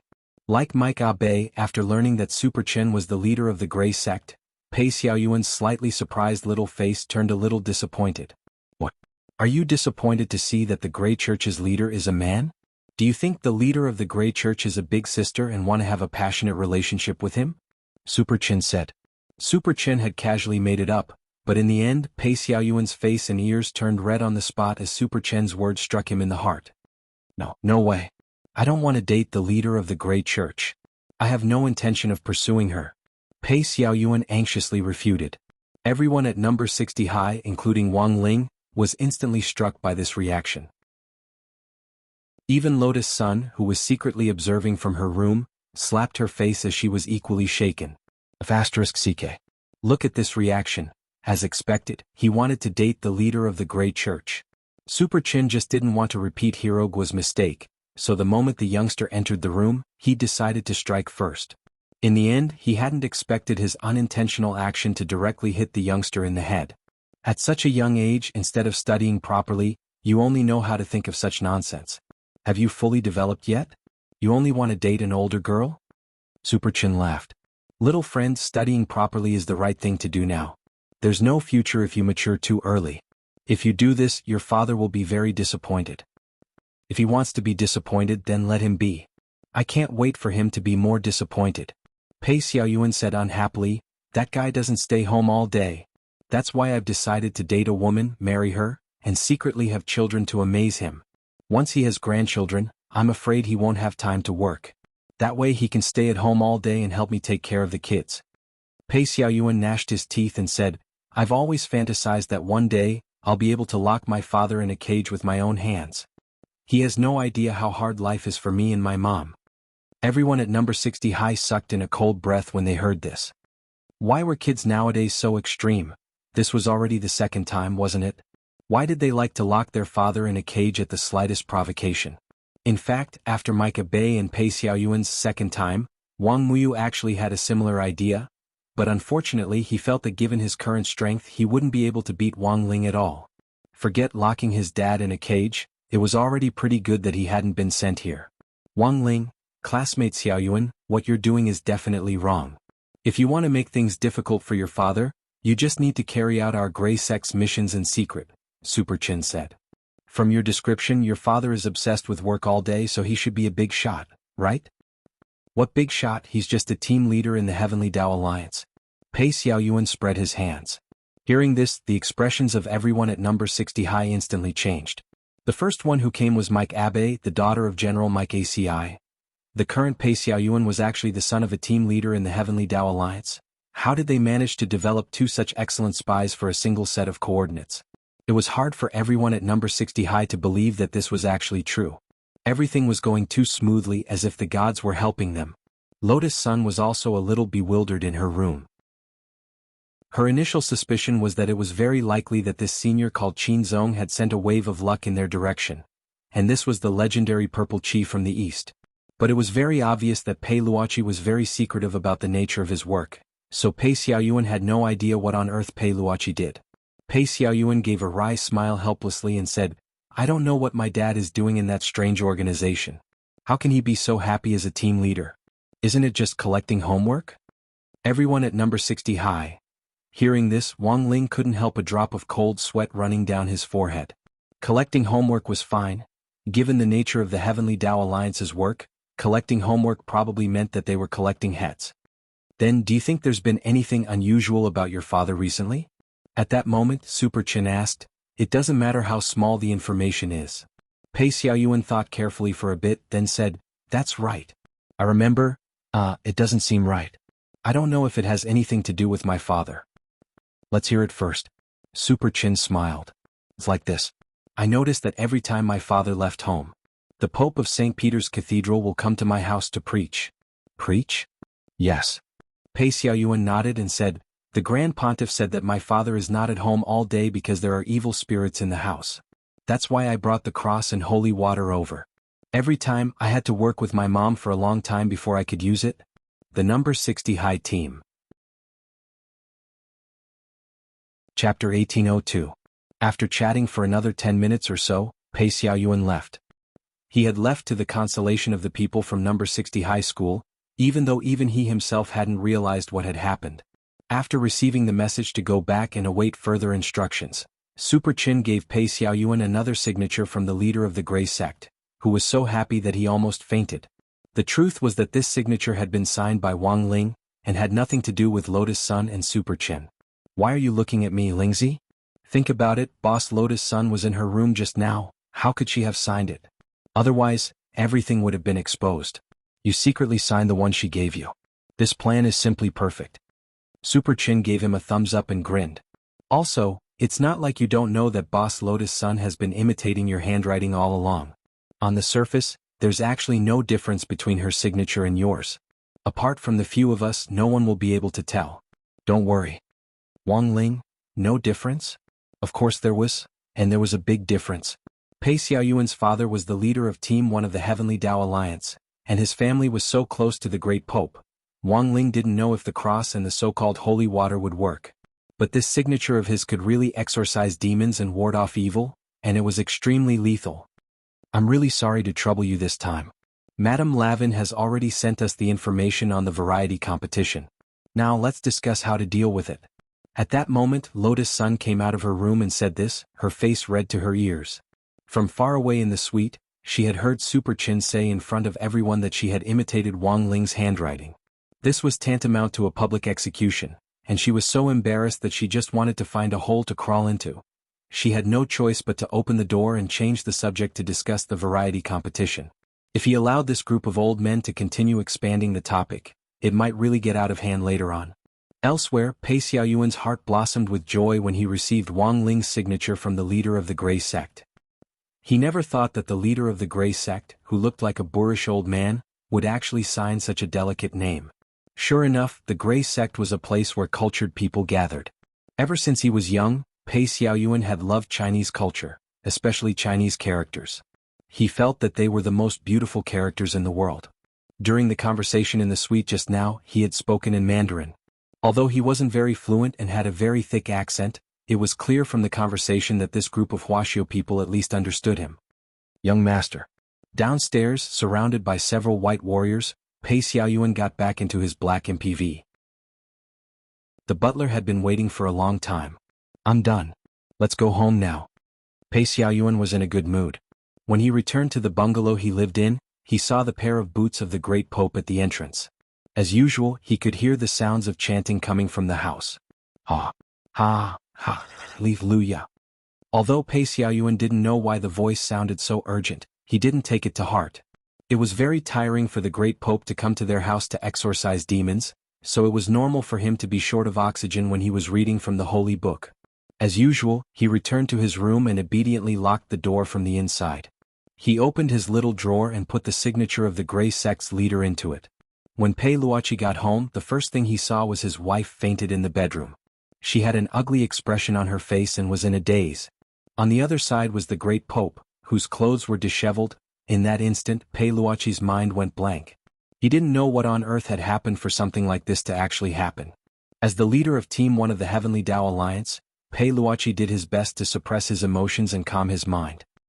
He examined his wife's injuries and was surprised to find that she hadn't been defiled. She was just clearly a little frightened and dazed. "Honey, what on earth happened?" Pei Luoqi was full of doubts. "The great Pope, he protected me." Tears streamed down Pei Luoqi's wife's cheeks. "You haven't been home all this time and I don't even know how to tell you about this. Previously, when the Pope came to visit me in Shaoyuan, he found a jealous ghost in our house." Jealous ghost. The great Pope said that this is a vengeful spirit born from excessive jealousy when it was alive. It grows stronger by collecting people's jealousy. This jealous ghost was a single dog when it was alive, so it couldn't bear to see a happy family. Speaking up to this point, Pei Luoqi's wife couldn't help crying again. "And that jealous ghost has always wanted to defile me? There's actually such a thing." Pei Luoqi was shocked and hugged his wife tightly. "I'm sorry, honey, I should have spent more time at home. But what does this have to do with the great Pope?" His wife sighed and said, "When the great Pope found out about this, he also knew that the jealous ghost wanted to defile me, so he calculated the time that the jealous ghost would appear. He wanted to hide in the bedroom and wait for the jealous ghost to appear, then purify it. But the jealous ghost was even more terrifying than the great Pope imagined. So the great Pope he failed to purify it and was instead attacked by the jealous ghost?" Pei Luoqi covered his mouth in horror. He looked at the disheveled and dying great Pope on the ground, and there was an inexplicable complicated feeling in his heart. This was because the great Pope himself was not very strong, and he had obtained such a high position entirely because of his character and the spread of faith from all sides. Pei Luoqi was filled with regret. He should not have doubted the great Pope's character. He did not expect the great Pope to make such a huge sacrifice to protect his wife and son. So now what happened to the jealous ghost? Pei Luoqi asked. His wife's face was filled with fear again. "Before you came, you sent out a ray of holy light, and when I woke up, I heard your voice, but I can feel it. This hateful thing is still here. It's still here. Don't be afraid, honey. I'm already back." Pei Luoqi comforted his wife. Then, at this moment, the great Pope's body twitched and he actually stood up from the ground, swaying like a zombie. There was a kind of madness on his face, and his body was mixed with a terrifying yin and qi that had never been seen before. Even his tongue had changed. Pei Luoqi hurriedly covered his wife's eyes. He saw that the great Pope, who was suspected to have been possessed by the jealous ghost, stretched out his long green tongue at this time, first licking his lips, then licking the tip of his nose. Then he turned his gaze and suddenly attacked Pei Xiaoyuan's room. Chapter 1803. What? Why am I always alone? Why do all of you have someone you like? Even otaku can find a girlfriend in the end. But I don't. Why do you have a lady with such a beautiful voice to play games with you? She can even help you win. Why do I have nothing? In the end, I can only enter this old man's body. The resentment of this jealous ghost was extremely strong. After possessing the body of the Grand Pontiff, it immediately produced a strong spiritual pressure. Pei Luoqi knew that things were not going well, but at this moment he could only protect his wife and share part of the spiritual pressure for her. Once he made a move, it would be easy for a loophole to appear, and his wife would be directly pressured by the jealousy ghost. However, if he continued to protect his wife, his son Pei Xiaoyuan would also be in great danger. Bang! Therefore, without hesitation, he held the heavenly spear in his hand and fired a golden bullet at the great Pope's head. This was an immemorial bullet that was a mixture of immortal energy and spiritual energy. It was extremely powerful. According to Pei Luoqi's expectations, this bullet would be enough to penetrate the jealousy ghost's head, but at the same time, the explosive power of the bullet would also destroy his house. His son Pei Xiaoyuan would also be hurt. However, in order to protect both of them, Pei Luoqi had no other choice. However, what Pei Luoqi did not expect was, this golden bullet did not penetrate the great Pope's head.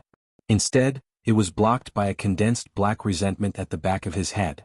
The powerful resentment energy surrounded the great Pope's body, emitting a green and black protective light. It was like an iron wall that wrapped around the great Pope. "Don't worry about me. Go save our son," his wife urged, shaking Pei Luoqi's arm with all her might. However, it was too late. How? Pei Luoqi was shocked. Faced with his wife's urging, his mind went blank and he felt powerless. There was a loud bang. At this moment, the great Pope, who was possessed by the jealousy ghost, punched through the wall and appeared directly in front of Pei Xiaoyuan. His face was extremely ferocious, and his eyes emitted a faint green light. Pei Xiaoyuan was scared out of his wits. He was rooted to the ground and did not dare to move at all. This kind of pressure was beyond what a child could bear. Run! Pei Luoqi was extremely anxious. He roared loudly. At this moment, the great Pope stretched out his long tongue and was about to tie Pei Xiaoyuan up and lick him. However, in the next second, a beam of golden holy light suddenly appeared. This holy light reward was too sudden. It suddenly exploded from Pei Xiaoyuan's desk, and then the dazzling light immediately covered the entire room. Pei Luoqi couldn't see what was happening. There was a loud hum, and when he came back to his senses, the light of the holy light had already faded, leaving only the Pope lying on the ground with his eyes rolled back, smoke rising from his body. What was going on? Pei Luoqi was extremely shocked in his heart. The jealous ghost that possessed the Supreme Pontiff's body was shockingly powerful. Even his heavenly Tao spear. Not even world-defying artifacts could penetrate it. In the end, the crisis was resolved by a sudden ray of holy light. So what exactly was this? Thinking back to when the holy light shone, Pei Luoqi clearly remembered that at the moment when the holy light shone, his eye power couldn't see through the holy light at all. He was an immortal sovereign. A ray of holy light that even he couldn't see clearly appeared in his house and saved his child. It's the Holy Mother. Pei Luoqi's wife shouted excitedly. Because of the excessive shock, her legs were still weak, so she crawled to Pei Xiaoyuan's side. Xiaoyuan? Xiaoyuan? Are you all right? She hugged Pei Xiaoyuan, who was also frightened to the point that his face was pale. The mother and son huddled in a corner, not speaking for a long time. In the end, Pei Luoqi was the first to react. He composed himself and walked toward the Supreme Pontiff, who was rolling his eyes. After confirming that the Supreme Pontiff had no signs of life, Pei Luoqi frowned. This is not good. The Supreme Pontiff is dead. The Supreme Pontiff is dead? His wife was stunned. Pei Luoqi sighed. Even if that ray of holy light was the Holy Mother's manifestation, the Supreme Pontiff died in our house. If this matter were to spread, it would directly affect the relationship between the Heavenly Tao Alliance and the Supreme Pontiff. Moreover, the Supreme Pontiff is an 8-star heavenly hound. I'm afraid we'll offend more than just the church. Let's move. His wife sobbed softly. There's no point in moving. Pei Luoqi shook his head. With the Heavenly Hound's intelligence network, even if we move, they will still know our location.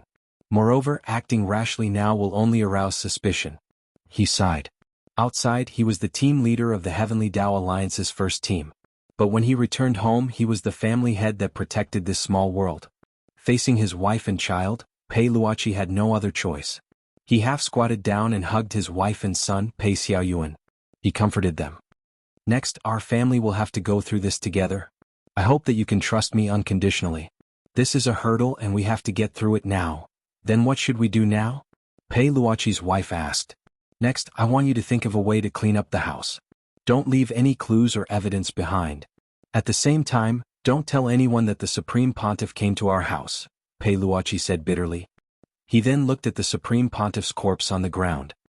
As for the Supreme Pontiff's corpse, let me handle it.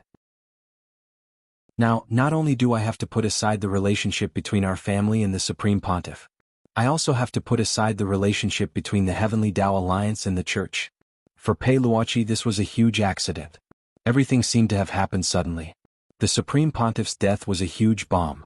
If this matter was leaked, it would have a huge impact. And if outsiders knew that the Supreme Pontiff died in his house, all of Pei Luoqi's explanations would be futile. Even if he could find evidence of the jealous ghost, it would prove that the Supreme Pontiff was possessed by the jealous ghost in order to protect his family, but he could not explain what that holy light was. So there was only one way for Pei Luoqi to go. That was to do everything possible to disassociate himself from the Supreme Pontiff. And to cover up, he had to find a reasonable scapegoat. As the team leader of the Heavenly Tao Alliance, he originally came to mediate the conflict. But now he had to use his identity to create a new truth about the Supreme Pontiff's death. After thinking about it, Pei Luoqi felt that there was no other way. He felt that in this situation, letting Michael ACI take the blame was the best. The error-free chapter of The Immortal King's Daily Life will continue to be updated on the mobile game bar. There will be no advertisements on the site. Please collect and recommend the mobile game bar. If you like The Immortal King's Daily Life, please collect The Immortal King's daily life mobile game bar is updated the fastest. Chapter 1804. This wasn't a whim on Pei Luochi's part, but the result of careful consideration. The great Pope's death had been an accident that no one had expected. If Pei Luochi took the fall now, once the relationship between the Heavenly Tao Union and the Church was exposed, it was bound to disrupt the balance between the other forces. The Heavenly Tao Union's job was to adjust the sharpness of the various forces to begin with, so that they could form a relatively stable situation under the Church's control. Therefore he definitely couldn't bear this lightning bolt. The remaining choice was to choose between McOxy, Madame Lavin and Levis. Madame Ravin was currently preparing for the variety competition. In order to carry out the plan in an orderly manner, there was no way Pei Luochi would let Ravin take the fall and disrupt the established rhythm. As for the Crimson Orchid Association led by Levis, they were already at odds with Mike ACI. He had come here to mediate the conflict between Mike ACI and Levis. If he were to let Levis take the bullet now, it would be the opposite of what Pei Luochi had intended to achieve in the first place. So right now, Michael ACI was the only way out. Furthermore, given Michael Assie's status and legendary reputation in Mishio Nation, even if it was said that the great Pope had died at Michael Assie's hands in the end, the authorities wouldn't be able to do anything about this legendary general. Pei Luochi thought that Michael ACI could only swallow this loss in silence. "Honey, can we really get through this?" Pei Luochi's wife's voice was still trembling. Her heart was full of regret. She had never expected their happy little family to actually fall into this situation. "Now, all you need to do is to clean up the house according to my instructions. Leave the rest to me," Pei Luochi said as he hugged his wife and son tightly in his arms. At the same time, he began to think of a comprehensive plan to shift the blame to others. First of all, he had to protect the great Pope's body.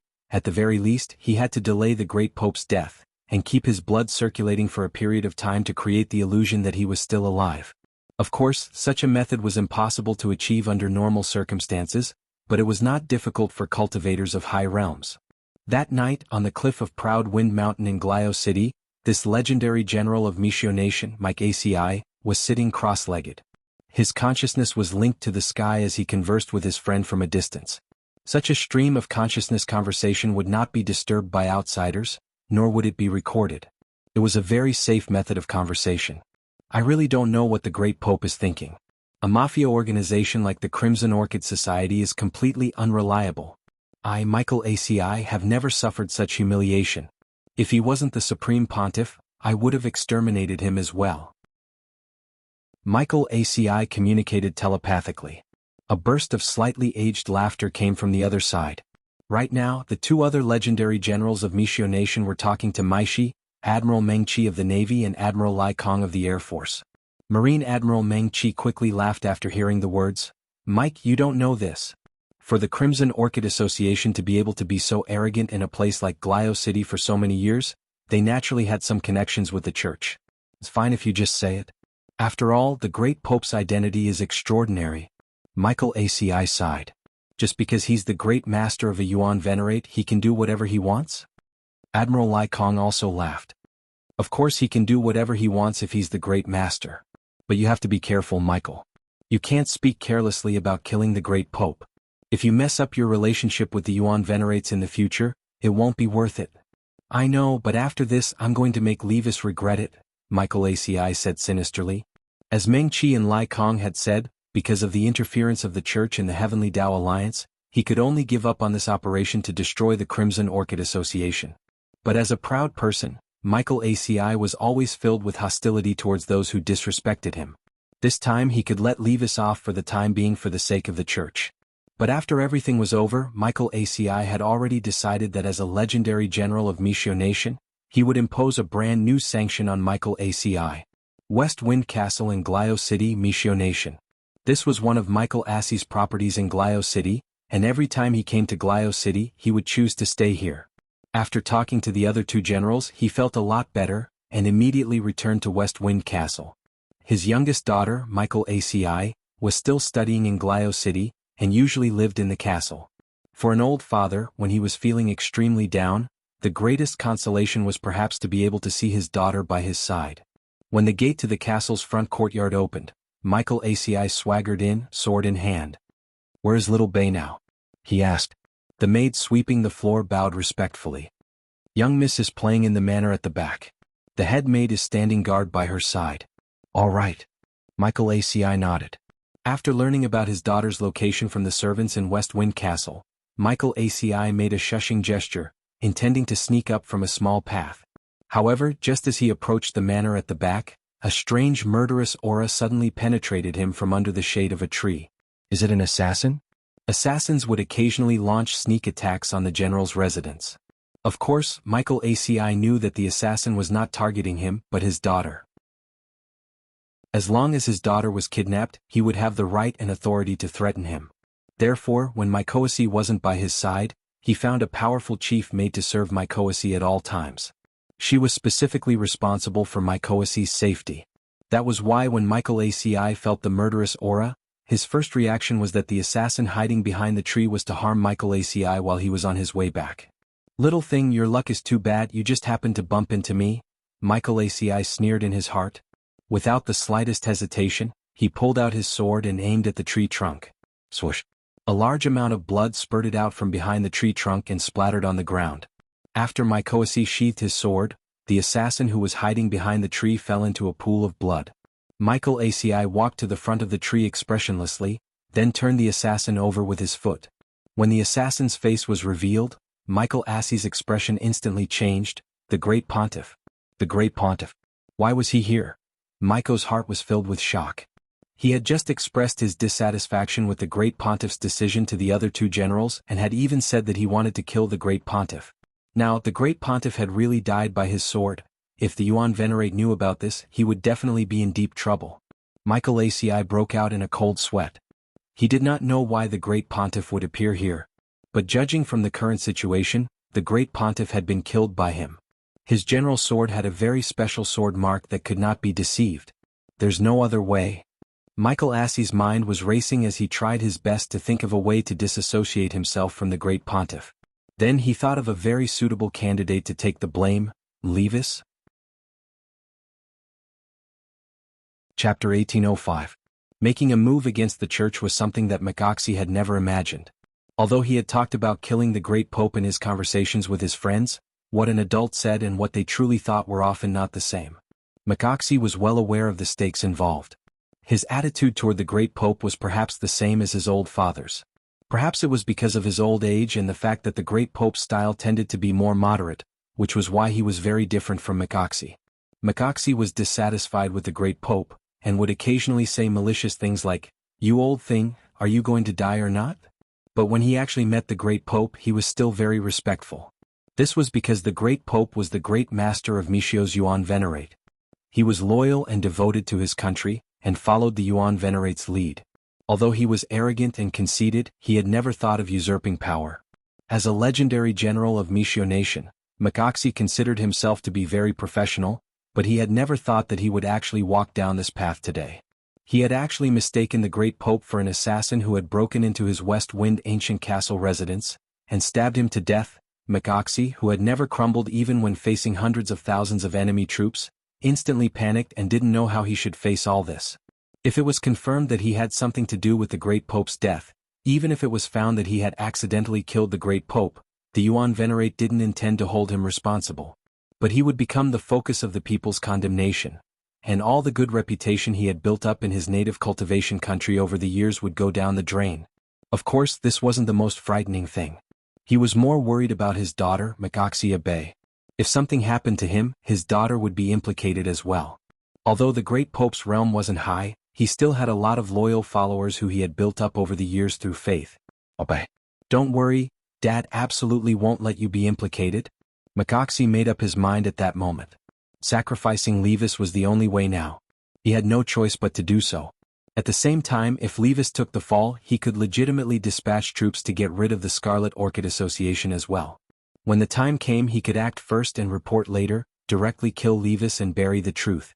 He would not give Levis any chance to defend himself. Therefore, the most urgent matter at hand was to treat the injuries on the Pope's body. The real cause of death could not be covered up, and that sword strike of his was probably the fatal wound on the Pope. The stab was very deep and the shape was special. Only the general's sword could cause such a wound. That was why Mikoxi had to create the illusion that the High Pontiff was still alive. He had to use some means to stop the wound, repair the sword wound, and replenish the High Pontiff's blood, so that the blood could continue to flow through his body for a while. Although he would have to pay a huge price to forge such an illusion, in order to preserve the current situation and protect his daughter, he had no choice but to do it no matter how big the price was. At the same time, in the backyard, Mike Abe was sitting on a swing with a book in his hand. The head maid looked in the direction of the cobblestone path and frowned slightly. The general is already here. Why isn't he here yet? Was it because of what had happened? Does Miss want to take a look? Don't worry about him. Miko, Abe answered calmly. He might have run into the Great Pontiff on the way. Supreme Pontiff? The Great Pontiff is here? Yes. Mike Abe smiled. I saw the Great Pontiff coming here earlier, but he did not respond when I spoke to him. I only reminded him that my father would definitely pass through the cobblestone path to visit me today, so it would be best for the Great Pontiff to wait for him by the side. Do you think my father killed the Great Pontiff as an assassin? That would be interesting. Miss, you must be joking. The head maid wiped the cold sweat off her forehead and smiled bitterly. Assassins all have a murderous aura. If the Great Pontiff was here to see the general, why would he have such a murderous aura? The two must have bumped into each other and were having a conversation. Yes, that's true. Mike Abe nodded and continued to read the collection of works in his hands. Miss, you've read this collection of works several times, but why do you only read this one every time? You don't understand. Mike Abe's eyes flashed. It's like a speck of dust in this era. It's too beautiful. After the meeting at St. Peter's Cathedral, Madame Lavin and Levis found a private clubhouse for a private talk. The place was surrounded by the Crimson Orchid Association's mafia members and white warriors. Lavin, since there's only the two of us here, I'll get straight to the point. Levis crossed one leg and stared at Madame Lavin. Actually, it wasn't the Heavenly Tao Alliance and the Church's intention to protect me. Isn't that right? President Levis, why do you say that? Madame Lavin smiled. Although the Crimson Orchid Association is related to the Church, the Crimson Orchid Association is just a mafia that occupies some territory in Glio City. It's a dispensable existence. Levis said, it's just that this time they happen to be dealing with the Battle Sect and the Huagua Water Curtain Group, so they used the Crimson Orchid Association as cannon fodder. Since the Great Pontiff is one of the Heavenly Dogs, it's reasonable for him to send someone from the Heavenly Dogs to negotiate with me. Of course, I also have to thank you. If it weren't for you, Lavin, we might not even have had the chance to be cannon fodder. President Lee, you must be joking. This was just a stopgap measure. Seeing that she couldn't hide it anymore, Madame Lavin said bluntly. What benefits did the Church promise you when you mentioned this plan? Is it to directly take over my position as president after the deed is done? Levis laughed. Lavin, you've really made a good plan. If number 60 High from Huaxiao Nation loses this competition, not only will you not give up control of your Wall Wolf cultivation supermarket, you'll also directly swallow up my Crimson Orchid Association. Hearing this, Madame Lavin continued to smile. But from what President Lee says, you don't seem to hate me too much? Of course I don't hate you. Instead, I have to thank Lavin. If it weren't for you, I'm afraid I wouldn't be able to see the sun rise tomorrow. Even if I hate you, I also hate the Church. We've worked together for so many years, but they didn't even give us a chance. If it weren't for you. At this point, Levis's eyes were red as he gnashed his teeth and said, if I had the chance, I really wanted to kill that old thing, and stir up a reign of terror in St. Peter. Chapter 1806. It didn't feel good to be used as a chess piece. Ever since Levis became the president of the Crimson Orchid Association and started working with the Church, he had imagined how the Church would deal with him if they felt that he was useless one day. He thought that the Church would be as kind as the Virgin Mary and talk about martial ethics, but he didn't expect that abandoning the entire Crimson Orchid Association was still the Church's first choice when faced with related problems. If it wasn't for Levine, Levis felt that he would have become a rotten corpse that was casually abandoned in a hidden corner of the street and slowly turned into bones that would be eaten by the stray dogs in Glio City. Thus Levis now. He hated. He really wanted to kill the Great Pope. If he really did it, it might be possible. Because the Great Pope's realm was not strong, but because of his identity and the protection of masters, it was rare for the Great Pope to leave alone. He might only let his guard down when he entered a friend's house. But who were the Great Pope's friends? Just a few hours ago, the arrogant My ACI was one, and Team 1 leader Pei Luochi of the Heavenly Tao Alliance was another. With these two peerless masters as friends, he naturally didn't have to worry about his safety when he went to their houses. So to sum up, there were very few chances to find the great Pope alone. Levis was well aware of the stakes involved. Admittedly, he was just thinking about it to relieve the anger in his heart, and he was not really going to kill the old man. President Lee, you don't have to be so angry. Our sincere cooperation is the way of the king. Madame Lavin smiled again. Her rich and meaty face seemed very elastic when she smiled. Levis could only smile bitterly. When he first saw Lavin, he felt that this woman who hid a dagger in her smile was not easy to deal with, but he didn't expect her to be so scheming. These years, she had been running a large supermarket chain under the guise of a variety show producer. It seemed like she was doing legitimate business, but she was actually running a variety of illegal businesses. Levis looked at the white warriors who stood solemnly around him and felt a deep sense of irony. Forget it, the current situation was not in his favor. He could only think of a way to make a concession first and then come up with a long-term plan. He, Levis, would take back what belonged to him sooner or later. With that in mind, Levis took the initiative to stand up and extended his hand in a gentlemanly manner. Well then, Madame Lavin, I hope that we can cooperate sincerely in the future. He tried his best to hide the sharpness in his eyes and lowered his head. At this time, Raven also reached out and shook hands with Levis. President Lee is indeed a smart person. Sincere cooperation. Whether it's the Huagua Water Curtain Group or the Battle Sect, we'll wipe them out in one fell swoop. On the way back to the villa, Levis had a headache. He poured himself a glass of tequila and walked to the sliding glass in the living room, looking at the bright moon outside the window. Looking up at the starry sky and thinking about life was something Levis often did. His peripheral vision swept across the courtyard that seemed to be covered by a layer of white muslin. Suddenly he caught sight of a white figure.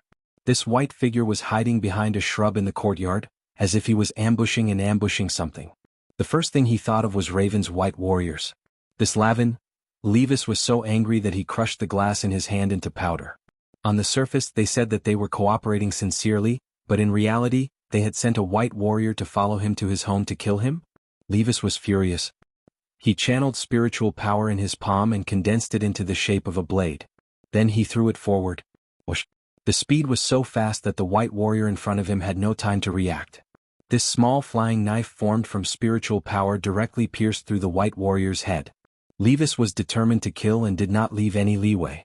Even if Raven found out, he was not afraid. It was against the law to trespass into his residence without his permission. Levis thought it was ridiculous. He was the leader of the largest mafia organization in Glio City. He did not expect that he would have to protect himself from the perspective of the law at this time. If he had not chosen to walk the path of the Crimson Orchid Society's president and instead become a law-abiding citizen, even if his life was worse than now, he would at least be able to live a stable life, right? Levis sighed in his heart. He pressed a button to open the sliding door to the courtyard and slowly walked toward the white warrior's corpse. At this time, Levis had already prepared the corpse decomposing water.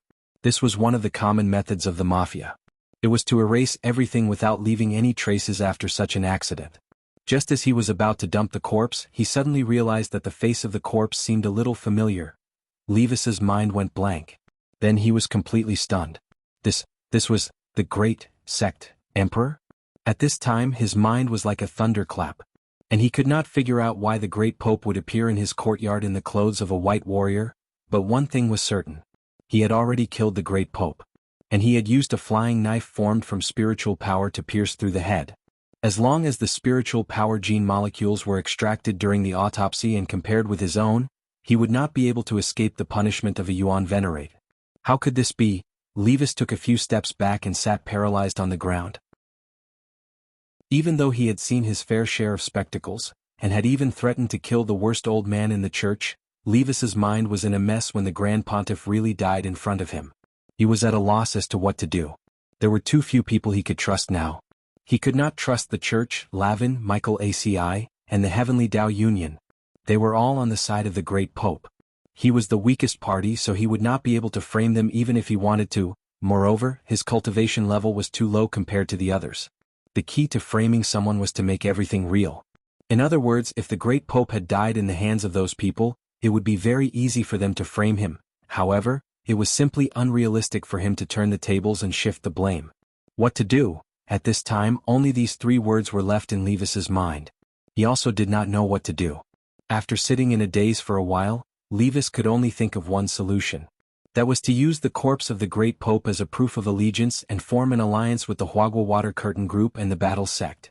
But the other party might not be willing to accept such a cooperation. Because once the two parties were connected, the death of the great pope would directly become a huge diplomatic problem between the cultivation countries.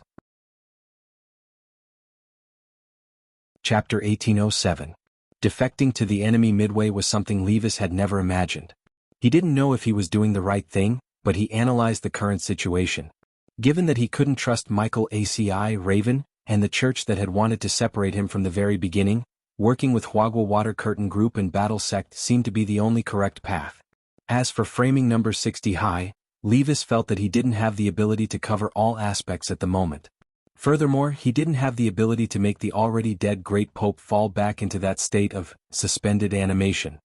If he did that, Battle Sect would definitely be able to find some clues as to how he had done it. Furthermore, if he put the blame on number 60 high for the great pope's death, it might directly trigger a war between two cultivation countries.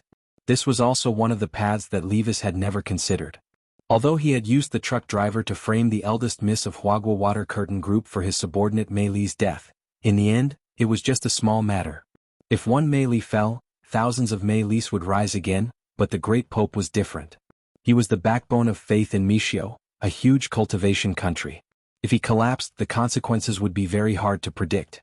In short, starting a war wasn't something Levis wanted to see. His original intention had only been to suppress Huagua Water Curtain Group and Battle Sect and restrict their development. He hadn't really wanted to crush them to death with one blow. Because from a businessman's point of view, money still had to be earned. With material goods as a condition, the body would always be more honest than the mouth. Once a war broke out, it would always be the people of the two cultivation countries who would suffer. Without a stable living environment, how could they earn money at ease? After quickly packing up the great pope's body, Levis put it in a huge fridge, and then put the fridge into his space with a storage bag. By the time he was done, it was already early in the morning. He could only talk to Lotus Sun now, so he had to go to number 60 High's hotel, and he had to do it under the cover of night. Otherwise it would be too conspicuous to move a corpse on the road. Levis was in the car. He had just driven out of his villa when he saw through the rearview mirror that someone was actually chasing him at a very high speed. Who sent this person? Levis instantly became nervous. A very strong murderous aura. It spread all the way to the back of his neck. It made his hair stand on end. At the same time, he slammed on the accelerator and increased the horsepower to the maximum. At the same time, he pressed the button on the car's wings and rushed straight into the sky.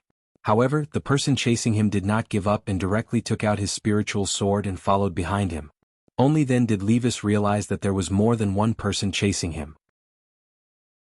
From all directions, the black-clothed men who were chasing after him formed an encirclement, as if they had planned this beforehand. What were these people trying to do? Could it be that he had already discovered that he had killed the great pope? But this was too much of a coincidence. How was this possible? He had just killed the great pontiff, and now he was being targeted by a group of people? As he was fleeing for his life, Levis's brain was working at the same time. The only possibility he could think of was that this might really be a trap. A plot to put him to death. Damn it. He controlled the steering wheel and did all kinds of extreme maneuvers in the air. Behind him, a dozen black-clothed men stepped on their spirit swords and turned into meteors as they followed closely behind. This kind of speed was almost as fast as a car. It was extremely exaggerated. At this time, Levis felt as if he was being targeted by a pack of hungry wolves. Moreover, it was a pack of hungry wolves that had been starving for a few days. They rushed forward recklessly, looking as if they would not stop until they caught up with him. Levis gritted his teeth. When the car drove to the ferry lake in Glio City, he directly plunged into the lake. Under the water, no matter how high one's realm was, one's movement would be limited to a certain extent. However, what made Levis extremely horrified was, at the bottom of the ferry lake, there were actually people waiting for him. Just like the black-clothed men who were chasing him, once they saw Levis diving into the lake, they directly waved the spirit swords in their hands. The golden blades of light instantly slashed across the bottom of the lake, forming a splitting force. They surrounded his car from all directions and instantly cut it into several pieces. Then, under the lake, a huge explosion occurred in Levis's car. This was caused by the deflagration of the spirit stones in the car after the energy was ignited, and a huge water column rushed up from the lake surface. Covered in blood from the explosion, Levis used all his strength to escape from the lake, and crawled ashore in an extremely sorry state. At that moment, the black-clothed men who had been chasing him relentlessly also instantly surrounded him. It was only then that Levis could clearly see the slightly familiar markings on these black-clothed men, as well as the black and red spirit swords they were all equipped with. In almost every city in Mishio Nation, there was a group of Dark Wing enforcers who only lived at night. They maintained the safety of the city at night and effectively reduced the chances of crime at night. However, these Dark Wing enforcers were also part of the army, and were under the jurisdiction of Mikaxi. Levis knew that there was such a group in Glio City, but this was his first time seeing them in person. Mikaxi's men. His vision was blurry as Levis saw who this group of black-clothed men were. Mr. Levis, because you're suspected of being involved in the disappearance of the Great Pope, we're here on General Mikaxi's orders to arrest you. We hope you'll cooperate. The leader of the black-clothed men stepped forward. I see. In an instant, Levis understood everything. All of this was revealed in his mind with a single glance as Michael ACI revealed his identity to the public. He shifted forward and used the last of his strength to escape, but this group of Dark Wings behind him didn't give him any chance at all. Bang! Bang! 2 gunshots rang out in quick succession from that black and red special spirit sword and hit both of his calves. Levis knew that there was no way for him to escape. He closed his eyes and sighed in his heart. At the same time he wondered why he had fallen to this state. At that very moment, amidst the deathly silence, he suddenly heard the sound of a few people falling to the ground. Just beside him, a few Dark Wings had suddenly falling right beside him. It was a youngster with snow-white hair. He had suddenly appeared here like a ghost, like the incarnation of Dark Shadow. Under the bright moonlight, his white hair danced in the wind and gave off a faint luster, which was especially eye-catching at this moment. Levis's eyes were blurry, and coupled with his serious injuries, his mind was a little confused in that instant. Here. 5. The youngster, 5 my ass. He was Wang Ying. Set a small target first, like 1 second. Remember, booksellers. Chapter 1808. In the nick of time, Wang Ying appeared by the shore of Fairy Lake and protected Levis, who was surrounded by Dark Wing. Facing the sudden appearance of the white-haired young man, the group of Dark Shadows was stunned. They wiped their smart law enforcement goggles. Technological means were completely ineffective in front of Wang Ying. They couldn't see Wang Ying's face at all. All they could feel was a mass of nothingness. One of them took off his smart enforcer mirror and tried to use his own spiritual energy to test Wang Ying. In the end, he screamed in pain and fell to his knees with bloodshot eyes. An existence that could not be seen. This was something that only the upper almighty beings could do. In an instant, these Dark Wings' eyes stared blankly and their nerves tensed up. Who was this person, and why was he here? Leader, what should we do now? Seeing this, the members of Dark Wing communicated with each other through voice transmission. They really did not know what to do. Wang Ying was too powerful. If they fought him head-on, they would only die. On the other hand, they were here under Maxi's orders. Military orders were absolute. They had to bring Levis back. If they failed the mission, they would probably be punished. If they returned unscathed, they would probably die. After thinking it over, the leader of Dark Wing took a deep breath. He took off his smart enforcer mirror and took out a cigarette in front of Wang Ying. After lighting it up, he put it in his mouth and stared at Wang Ying. Senior, we're here under General Maxi's orders. I hope you won't make things difficult for us. Otherwise we'll be in trouble. Wang Ying squinted his eyes and smiled. He did not answer their question directly. I'll give you a count of 10. Run. If you don't leave before my countdown ends, you'll all die. He stared at Dark Wing, who was in the air without fear. Then, Senior, please forgive us for our offense. The party leader of Dark Wing took a step forward. Using a hand gesture as a signal, he instantly linked the members around him to form a sword formation. The moonlit Fairy Lake rippled at this moment. The spiritual light emitted by the combined sword formation shone down from the sky and was reflected on the surface of the lake, forming a clear circle of spiritual tattoos.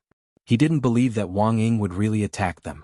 This was Glio City, a modern cultivation city with strict discipline and cultivation rules. Killing a law enforcer in public in such a place was something that even an almighty could not do. If they were found out, wouldn't the force that the other party belonged to become the target of public criticism? Hence, this party leader Dark Wing was taking a gamble. He was betting that Wang Ying wouldn't dare to kill them. Therefore, he ordered for the sword array to be formed in an attempt to fight against Wang Ying. At this moment, Wang Ying lifted Levis up and placed him on his shoulder. Facing the tens of thousands of murderous sword shadows on the lake, he kept his promise and counted.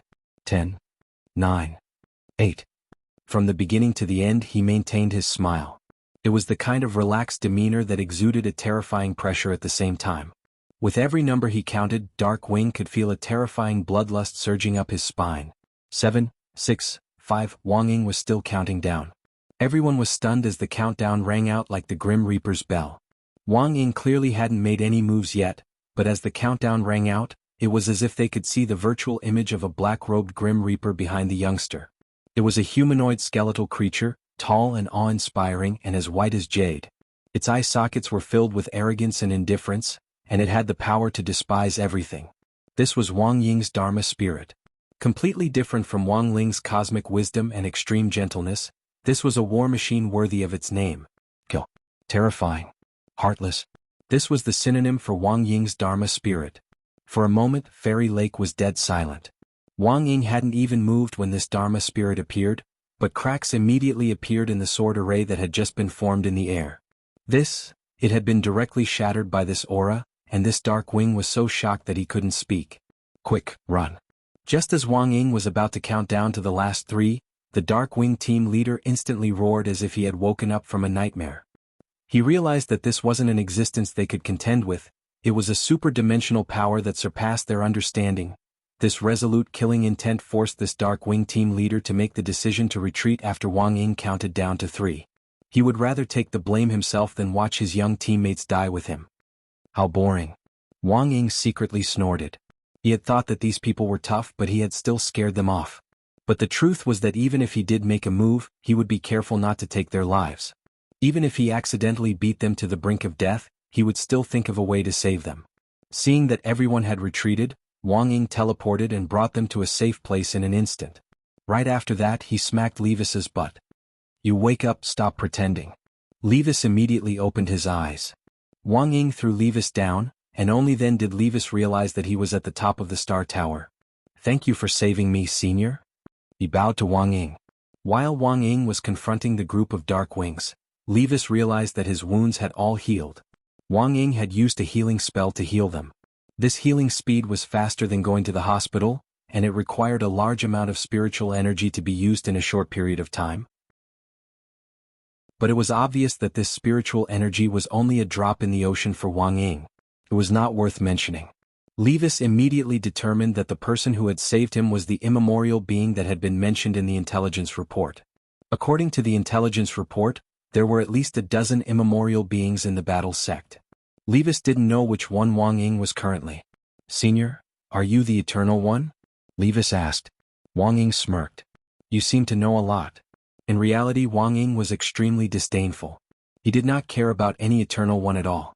In Wang Ying's eyes, most Eternal Ones were rotten fish and prawns, not worthy of being mentioned in the same breath as him. I've only heard about it from the intel I've received. Levis smiled bitterly. To be honest, I didn't think Makoxi would be so ruthless. He purposely lured the Great Pope into my courtyard, made me kill him by mistake and then hunted me down in the name of law enforcement. So you have nowhere to go now. Wang Ying said. If you want to live, you must listen to our orders. That's for sure, Senior. Levis said submissively. Where's the Great Pope's body? Wang Ying asked. It's here. I've been carrying it with me. Levis took out his storage bag and took out the fridge. Wang Ying moved his finger and opened the fridge, then took out the Great Pope's body. He then raised his fingers as if he was grabbing something. Levis rubbed his eyes, and was shocked to find that the Great Pope's shadow had been taken out by the battle sect senior who saved him. Wang Ying sneered. Without another word, he directly injected the Great Pope's shadow into Levis's body. This was the shadow membrane assimilation technique. It could use the power of a shadow to attach to another person's body, causing the first shadow to be covered by a designated second shadow membrane. For a short period of time, the person would obtain the exact same memories and abilities as the second shadow's original owner. Even their appearance would change into the original owner's appearance. This was a secret technique that originated from the Shadow Dao. In the universe, other than the Wang siblings, there was currently no other method to distinguish between the real and the fake. At the same time, this was Wang Ying's plan. Right now he wanted to protect Levis. The best way was to turn him into the Great Pope, and reappear in front of the people who killed the great Pope. Chapter 1809. Everything was going according to plan. Levis, who had assumed the identity of the great Pope, was no different from an obvious wolf in a werewolf hunt. Even if Mikoasi and Poloki knew that the great Pope was already dead and that the person in front of them might be a fake Pope, they wouldn't act rashly. They would only secretly plot to verify the great Pope's true identity. Unfortunately, given the current methods on Earth, there was no way to see through Wang Nuan's disguise under this shadow assimilation spell. Levis's shadow had already been surrounded by the great Pope's shadow, and he had obtained all of the great Pope's memories, while he himself was the great Pope himself. His blood, fingerprints and DNA data would all become a perfect match for the great Pope, and there would be no mistakes at all. "Do you know what you should do now?" Wang Ying asked as she looked at Levis. This kind of disguise was already beyond Levis's imagination. Looking at this body that had been completely transformed by the shadow assimilation spell, and the memories that poured into his mind, Levis's face was first filled with astonishment, and then all his emotions turned into a kind of uncontrollable anger. He had inherited the great Pope's will, and had even more so obtained all of the great Pope's original thoughts. Not only did he know that the church planned to attack Huagua Water Curtain Group and Battle Sect, he also clearly understood the great Pope's attitude toward him. Now Levis knew everything. He knew that the church had indeed intended to abandon him from the beginning. Furthermore, because of Raven's persuasion, the church hadn't changed their initial strategy toward him. For the church, he was now just a useless pawn, and a pawn that knew too much. After using him, they had to destroy him once and for all. According to the church's original plan, after Raven completely took over Scarlet Orchid Association, they would take advantage of Levis's slack to get rid of him as well. That woman. She knew from the beginning that the great Pope still wanted to get rid of me. To think that she could even talk about sincere cooperation. Levis smiled bitterly. He felt disgusted at being so deeply deceived that his stomach churned and he retched. He had thought that his relationship with the church was unbreakable, but he had never thought that the white warriors that Raven had secretly formed over the years would form an unimaginable bond with the church. It was also this layer of fetters and deeper cooperation that caused the church to completely abandon him. Levis had been completely kept in the dark before, and had no idea about this at all. Now that he was the great Pope, the fog in front of his eyes instantly cleared up. He began to discuss the church and hated the great Pope, Raven, Michael ACI and that heavenly Tao alliance that only knew how to smooth things over, of course.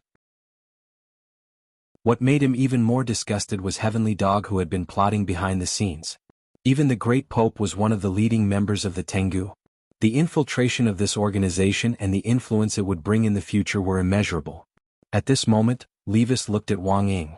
Although he still could not see Wang Ying's face clearly, he knew that this senior from the battle sect was the last straw that he could tightly hold on to. "Senior, don't worry. I will fully cooperate with you in the following operation. I have two of. Very well." Wang Ying nodded. Levis was still a smart person, which made him very satisfied. As the saying went, you might know a person for a long time but not their heart. This shadow assimilation spell allowed Levis to completely understand the role of the church, and completely cut off the last bit of trust he had in the church. Wang Ying threw a phone to Levis. The phone was loaded with the Grey Church's exclusive app. It was an app that was enchanted, and would only appear when it passed through Levis's hands. If someone picked up Levis's phone or checked the contents, the app would automatically hide it and delete all the messages. Information cultivation spells were also one of the hottest topics this year. With the development of cultivation modernization, the development of information-based cultivation spells would also become a key link in the future. "I understand, Senior." Levis took the phone and nodded. "Also, you have been given a new ability," Wang Ying said. "To ensure the smooth development of this intelligence mission, you can now read the thoughts of others as long as you come into contact with their shadows." Come into contact with their shadows? For example, in the middle of a conversation, find the right light and angle so that your shadow touches the shadow of the person you want to test. That way you'll know that you'll be able to learn most of the information in their mind. You can do that. Levis was completely stupefied. Meanwhile, on the other side, the number 60 high team was still trying to understand the rules of the variety competition this time. Variety shows were meant to be fun and spoof. Usually they wouldn't really do anything to the guests, let alone kill them. But after hearing Lotus Sun's rules, everyone from number 60 high suddenly had a bad feeling. For example, in the escape segment in the first round, 6 people would be locked up in different rooms in pairs. Wang Muyu would also be locked up in an independent space in the center of the city, waiting to be rescued. According to the rules, the team that broke the shackles first and found the 3 keys corresponding to the 3 rooms to rescue the little friends in the center of the city would win. Wang Ling understood this principle, but for some reason the more he listened, the more it sounded like a magically modified version of Saw. Was it true that people were locked up to escape? Did they have to cut off their arms and legs? Wang Ling felt that this was a little too exaggerated. But given the current situation, they had to participate in the variety competition, so how to split them up was a problem. How about this? I'll split up with old Gua, Fang Xing and classmate Li Yue. Let's split Lingzi with Boss Sun, Super Chin suggested at that moment. In his view, this was a flawless grouping plan. Their original purpose in coming to Glio City had been to help out. Thus, they hadn't forgotten their original mission.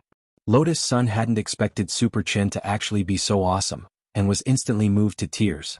Super Chin gave Lotus Sun a thumbs up, then patted his chest to tell her that he hadn't forgotten his original intentions. Wang Ling saw all of this simple body language and knew very well what it meant, but this kind of grouping was still a little unstable for Wang Ling. After all, this meant that the strongest people would be grouped into one group. He and Lotus Sun were both very strong. With Fang Xing taking care of Li Yue, they naturally didn't have to worry about escaping. It was just Super Chin and Hero Gua. One had a blessed mouth and the other had many uncles. Who knew what kind of trouble these two would come up with together? Chapter 1810. A mysterious senior had protected Levis, and the entire Dark Wing Brigade was heavily injured. This was the latest news Maiko ACI received at dawn. Originally, the Dark Wing Brigade that he had assigned to capture Levis had been carefully selected by McOxy. Every single one of them was a talent. In the end, under the protection of a mysterious senior, the entire Dark Wing Brigade's operation was thwarted. Wang Ying, on the other hand, felt wrong because he really did not make a move. If he had, none of the Dark Wing Brigade members would have returned alive. Unfortunately, even if he did not make a move, the Dark Wing Brigade members were still injured, and all of them were bruised. As for the most heavily injured person, it was the Dark Wing leader who was lying on a stretcher with several broken ribs. General, it's your subordinate's fault? He said weakly, his face pale. Maiko ACI could tell that this was not an act, but a real injury. There's no need to say anything. Maiko returned the gesture and held his hand. He was touched by the fact that these Dark Wing members were putting their lives on the line. He could guess that the person who protected Levis was someone sent by the battle sect, and it was most likely an ancient one. In the face of a battle that was impossible to win, this party leader Dark Wing still took the lead and led his brothers to charge forward in unison. Although Makosai did not witness the scene at that time, he still felt extremely moved when he imagined it. Facing this group of warriors, he naturally could not criticize them. Rest in peace and recuperate. I understand the situation, Maiko ACI said. Although he was usually strict, he was kind to his subordinates. As long as they tried their best, he would not make things difficult for them. Although what he did not know was that after Wang Ying left with Levis, this group of Dark Wing squad had beaten each other to the point of crippling themselves. If it was not for that, the Dark Wing Brigade leader felt that he would not have survived this ordeal. After sending off the Dark Wing Brigade, Maiko ACI's expression was solemn for a long time. Based on the current situation, Levis was most likely rescued by someone sent by the battle sect, and he did not know Levis's exact location. However, if he could not find Levis, he was worried that his plan to frame Levis would be exposed. General. At the entrance of West Wind Castle, an army soldier suddenly ran in from afar. What is it? The Great Pontiff wants to see the general, the soldier said. Great Pontiff? Maiko was stunned and his mind went blank on the spot. He thought he had misheard. However, after thinking about it carefully and confirming that it was the Great Pontiff, he came back to his senses in shock. That old man, he had clearly already. Why did he suddenly come back to life? Maiko thought about it and came up with a general possibility. This Great Pontiff might not be the real Great Pontiff. How could a dead person come back to life? Levis. Maiko ACI chewed on the name carefully. His lips curled into a cold smile. He had more or less made a judgment on this matter. But this was good too. It would save him the trouble of looking for Levis everywhere in fear. Impersonating the Supreme Pontiff was a capital offense. How dare this mafia boss? How could he have the guts to pretend to be the boss of an old Yuan venerate? Maiko smiled. His heart was clear. All that was left was to expose Levis's fake identity, and everything would be solved. Once Levis was dead, all the blame could be pushed to Levis. On the other side, Team 1 leader Paloki of the Heavenly Tao Union was also very anxious. As the source of the entire framing incident, he had thought that his plan to push the blame for the Supreme Pontiff's death to Mykoasi had been perfect. However, the outcome had been unexpected, because he had also received an invitation from the church. The Supreme Pontiff was looking for him for a discussion. But the Supreme Pontiff was clearly dead. What was going on? "Dear, what do we do now?" Paloki's wife was very anxious and helpless. Her hair had turned white overnight, and she had not expected this situation at all.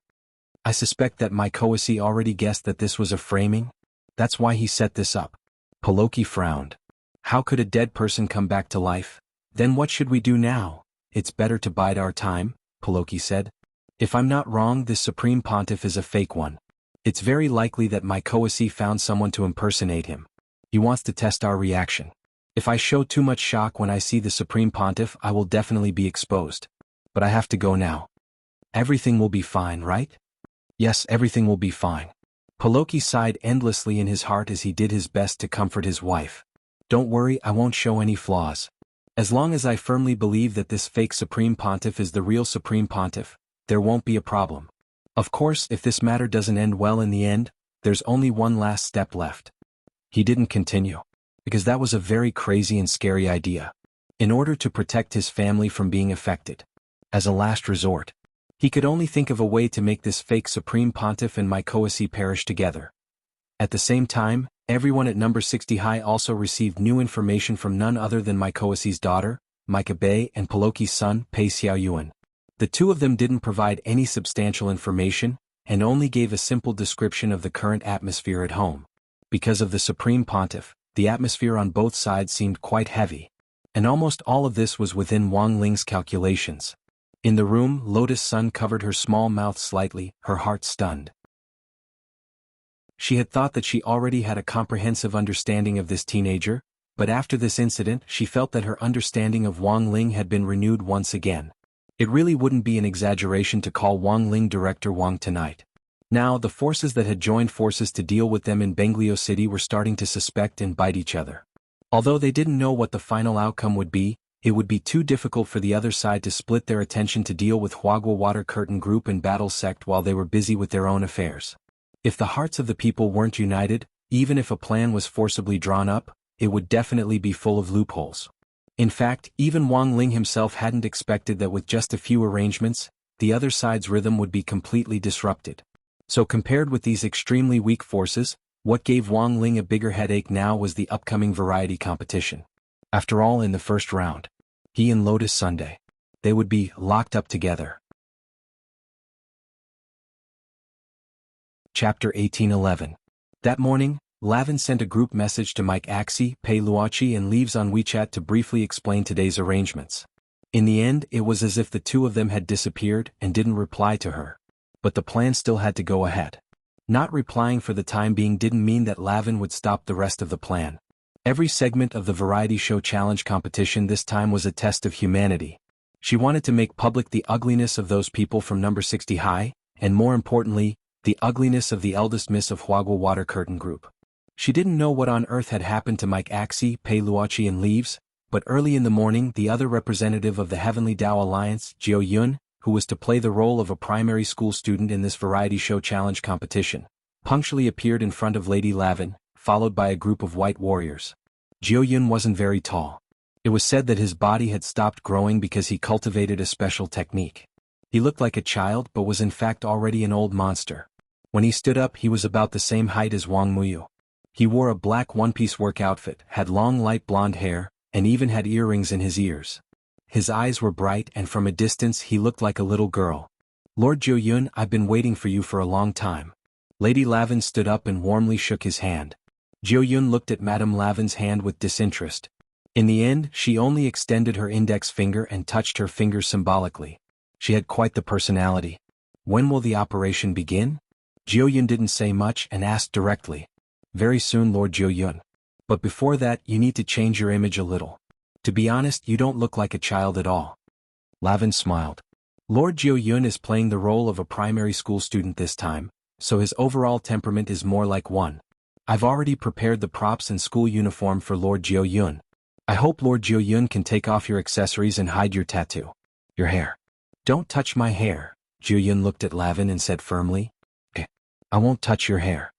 Lavin had no choice but to agree. Lord Jiu-yun, do you have any other instructions? Jiu-yun lowered her small head and pondered for a moment.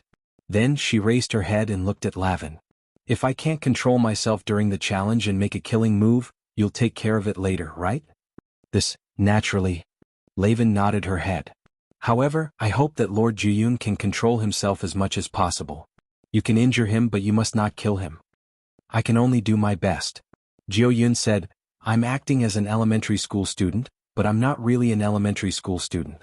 That kid at number 60 high is a proper primary school student. I hate brats the most. If that brat attacks me, I really won't be able to hold myself back. Before coming here, Jiu-yun had already gone through the information on everyone from number 60 high in detail. They were just a few foundation establishment students, and didn't look like they were worth paying attention to. In particular, Wang Muyu was taking part in the competition with a 6-year-old child. In Jiu-yun's opinion, Wang Muyu was simply a burden to everyone at number 60 high. Apart from that Miss Sun, there was nothing worth paying attention to at all in the data. Jiu-yun also didn't know why so many experts had died at number 60 high. It was Wang Ling's first time participating in the recording of a variety show. Early in the morning, thanks to Wicked GPS, they smoothly arrived at the agreed filming location. This was a large sports center in Griot City, which was only used for large-scale national cultivation sports events. Previously, it had often been requisitioned by Griot City's local cultivation troops as a military demonstration and training ground. But now, Lavin had actually requisitioned this vast piece of land for the recording of a variety show, and had even remodeled the interior. One couldn't help but sigh at Lavin's strength and methods. This large sports center had been built in a desolate part of Griot City. Originally, there had been a tall mountain here, and the entire gymnasium had been built against the mountain. The inside of the mountain had been directly hollowed out to make room for the gymnasium. The key was that the exterior structure of the mountain had been preserved as a whole through the technical excavation, and the spirit veins under the mountain hadn't been destroyed. Even a spirit gathering array didn't need to be drawn. This was a natural place for cultivation and seclusion. For the recording of the variety show this time, Lavin had once again invested heavily in remodeling the interior structure of the sports center. When Wang Ling's group arrived, they saw a lot of program staff gathered together, and the photography team was remotely testing whether the camera balls were working properly. It was such a huge lineup that Wang Ling felt a little uncomfortable. Although he could wear a mask throughout the recording of the variety show this time and didn't need to show his face, in front of so many people, Wang Ling still felt like his social phobia was acting up faintly. He didn't know if there were other people like him. As long as there were a lot of people around, their minds would involuntarily start to blank out, and they wouldn't know what to do or say next. It was like they were detached from the world and didn't fit in. Fortunately, this process didn't last long, and by the time they entered the studio, Wang Ling's symptoms had eased a lot. The staff were mainly gathered in the temporary shed outside. After entering the remodeled studio, there were not so many people following the people who participated in the recording. They were surrounded by flying photography balls, recording the situation inside from 360 degrees without any blind spots. After waiting for less than a few minutes, Wang Ling saw number 60 high's opponents from another entrance. There were also 6 people leading a primary school student who was about the same height as Wang Muyu, and they directly entered the studio. Each of them was wearing a turbine mask. Are they the 6 prodigies from Glio? Super Chen's expression was slightly surprised under the mask with the number 60 high logo on it. Whirlpool Emperor High School is the number 1 high school in Glio. The 6 prodigies this time are all from here. As an old intelligence expert, Hirogwa had already inquired about these 6 prodigies. They're all grade 1 students like us, but they've already reached the Golden Core stage. All of them are Golden Core cultivators? That's so unfair. It's just that they have an advantage in terms of realm. There's almost no actual battle in the preparation part of the program. It's more of a test of teamwork, Hirogwa said. In fact, he himself wasn't very confident. After the 2 sides shook hands, everyone was put on masks by the staff, and they were divided into black and white sections based on their schools. There were 3 secret rooms in each of the black and white areas. Based on the previous team distribution, everyone was arranged in groups of 2 into the secret rooms. From the perspective of the void, the place where everyone was standing was a Tai Chi disc. Wang Muyu and Jiao Yun were brought to two special cages in the middle of the Tai Chi plate, Yin and Yang, and Yin and Yang respectively. On Wang Ling's side it was a little more exciting. When he clearly heard the heavy stone door of the secret room close, the only sound left in the room was the sound of his and Lotus Sun's breathing in the darkness. In this quiet environment, even the sound of their breathing was particularly clear. It was really too clear. Wang Ling could even clearly count her heartbeat. Chapter 1812. Wang Ling and Lotus Sun were locked up in a square secret room that was 80 feet long and wide. Super Chen and Hero Guo were in one group, while Li Yue and Fang Xing were in the other, and they were also locked up. At this moment, everyone was facing the same problem. He realized that both his and Lotus Sun's hands had been shackled in special shackles, and it would have been very difficult for a normal Foundation establishment cultivator to pry them open. He and Lotus Sun's shackles were the same. One end was connected to him, while the other was connected to Lotus Sun's hand after winding around the giant stone lock at the very front of the secret chamber. The key to unlock the shackles was behind the stone lock. That was a very extreme position. If one person moved closer to the key, the shackles would retract towards the other person and finally hit the soft needles on the back wall. These soft needles all had paralyzing venom. Once they were hit, it meant that they would lose a member of their team for at least the next 2 to 3 rounds. It might even become a breakthrough point. Of course, it was not that there was no way to ensure everyone's survival. There was a small saw at a place where the two of them could reach, but it was impossible to cut the chain with just a small saw, unless one of them was sacrificed to cut off their hands. Wang Ling could tell that this was the plot of Saw. Sure enough, modern variety shows always paid homage to the classics. He sighed inwardly and was seriously thinking of countermeasures, but the predicament he was facing didn't end there. Lotus Sun's heartbeat was too fast, and it was especially obvious in such a quiet environment. Bang bang bang bang, Wang Ling's eardrums were constantly irritated. He had already strengthened Lotus Sun quite a bit, and the girl had been through a lot recently, so it was reasonable to say that she shouldn't be that scared. It could only be said that girls were afraid of the dark. After thinking for a long time, this was the only answer he could come up with. He didn't know how to comfort her, so in the end he could only clumsily say, "Don't be afraid." These words made Lotus Sun's heart beat faster, and she blushed so much that she buried her face in her knees. Even with the mask, she was still worried that he would notice her expression. Now that she had strength, how could she be afraid of the layout of this secret room? It was all because he was locked up with this idiot. However, it was normal for the blockhead in front of her to be insensitive. Lotus Sun was already used to it. Therefore, her challenge was no longer limited to this small secret room and the challenge on the variety show. It was very easy for her to break through the secret room, but more importantly, she had to make this blockhead understand her intentions. In such a dark environment, she could use her fear of the dark as an excuse to appear a little more afraid than usual. Who knew, she might be able to make this blockhead come to his senses and protect her.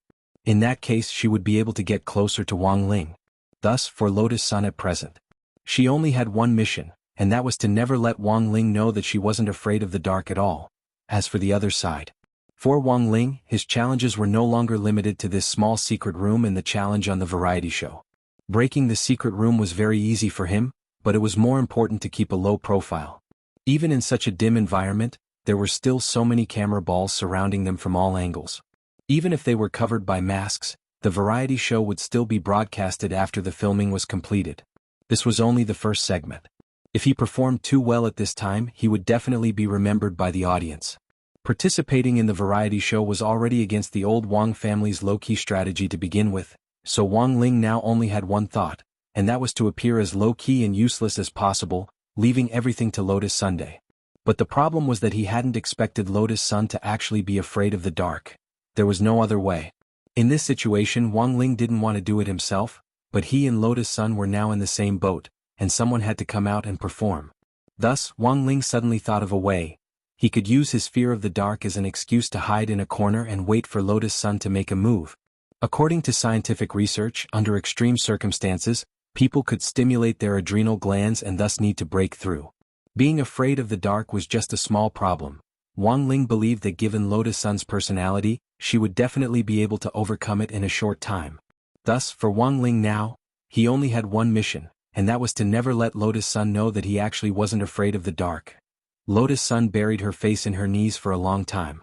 She thought that Wang Ling would think of a way to comfort her, but in the end she never expected that this youngster who had just told her, "Don't be afraid," would actually bury his face in his knees.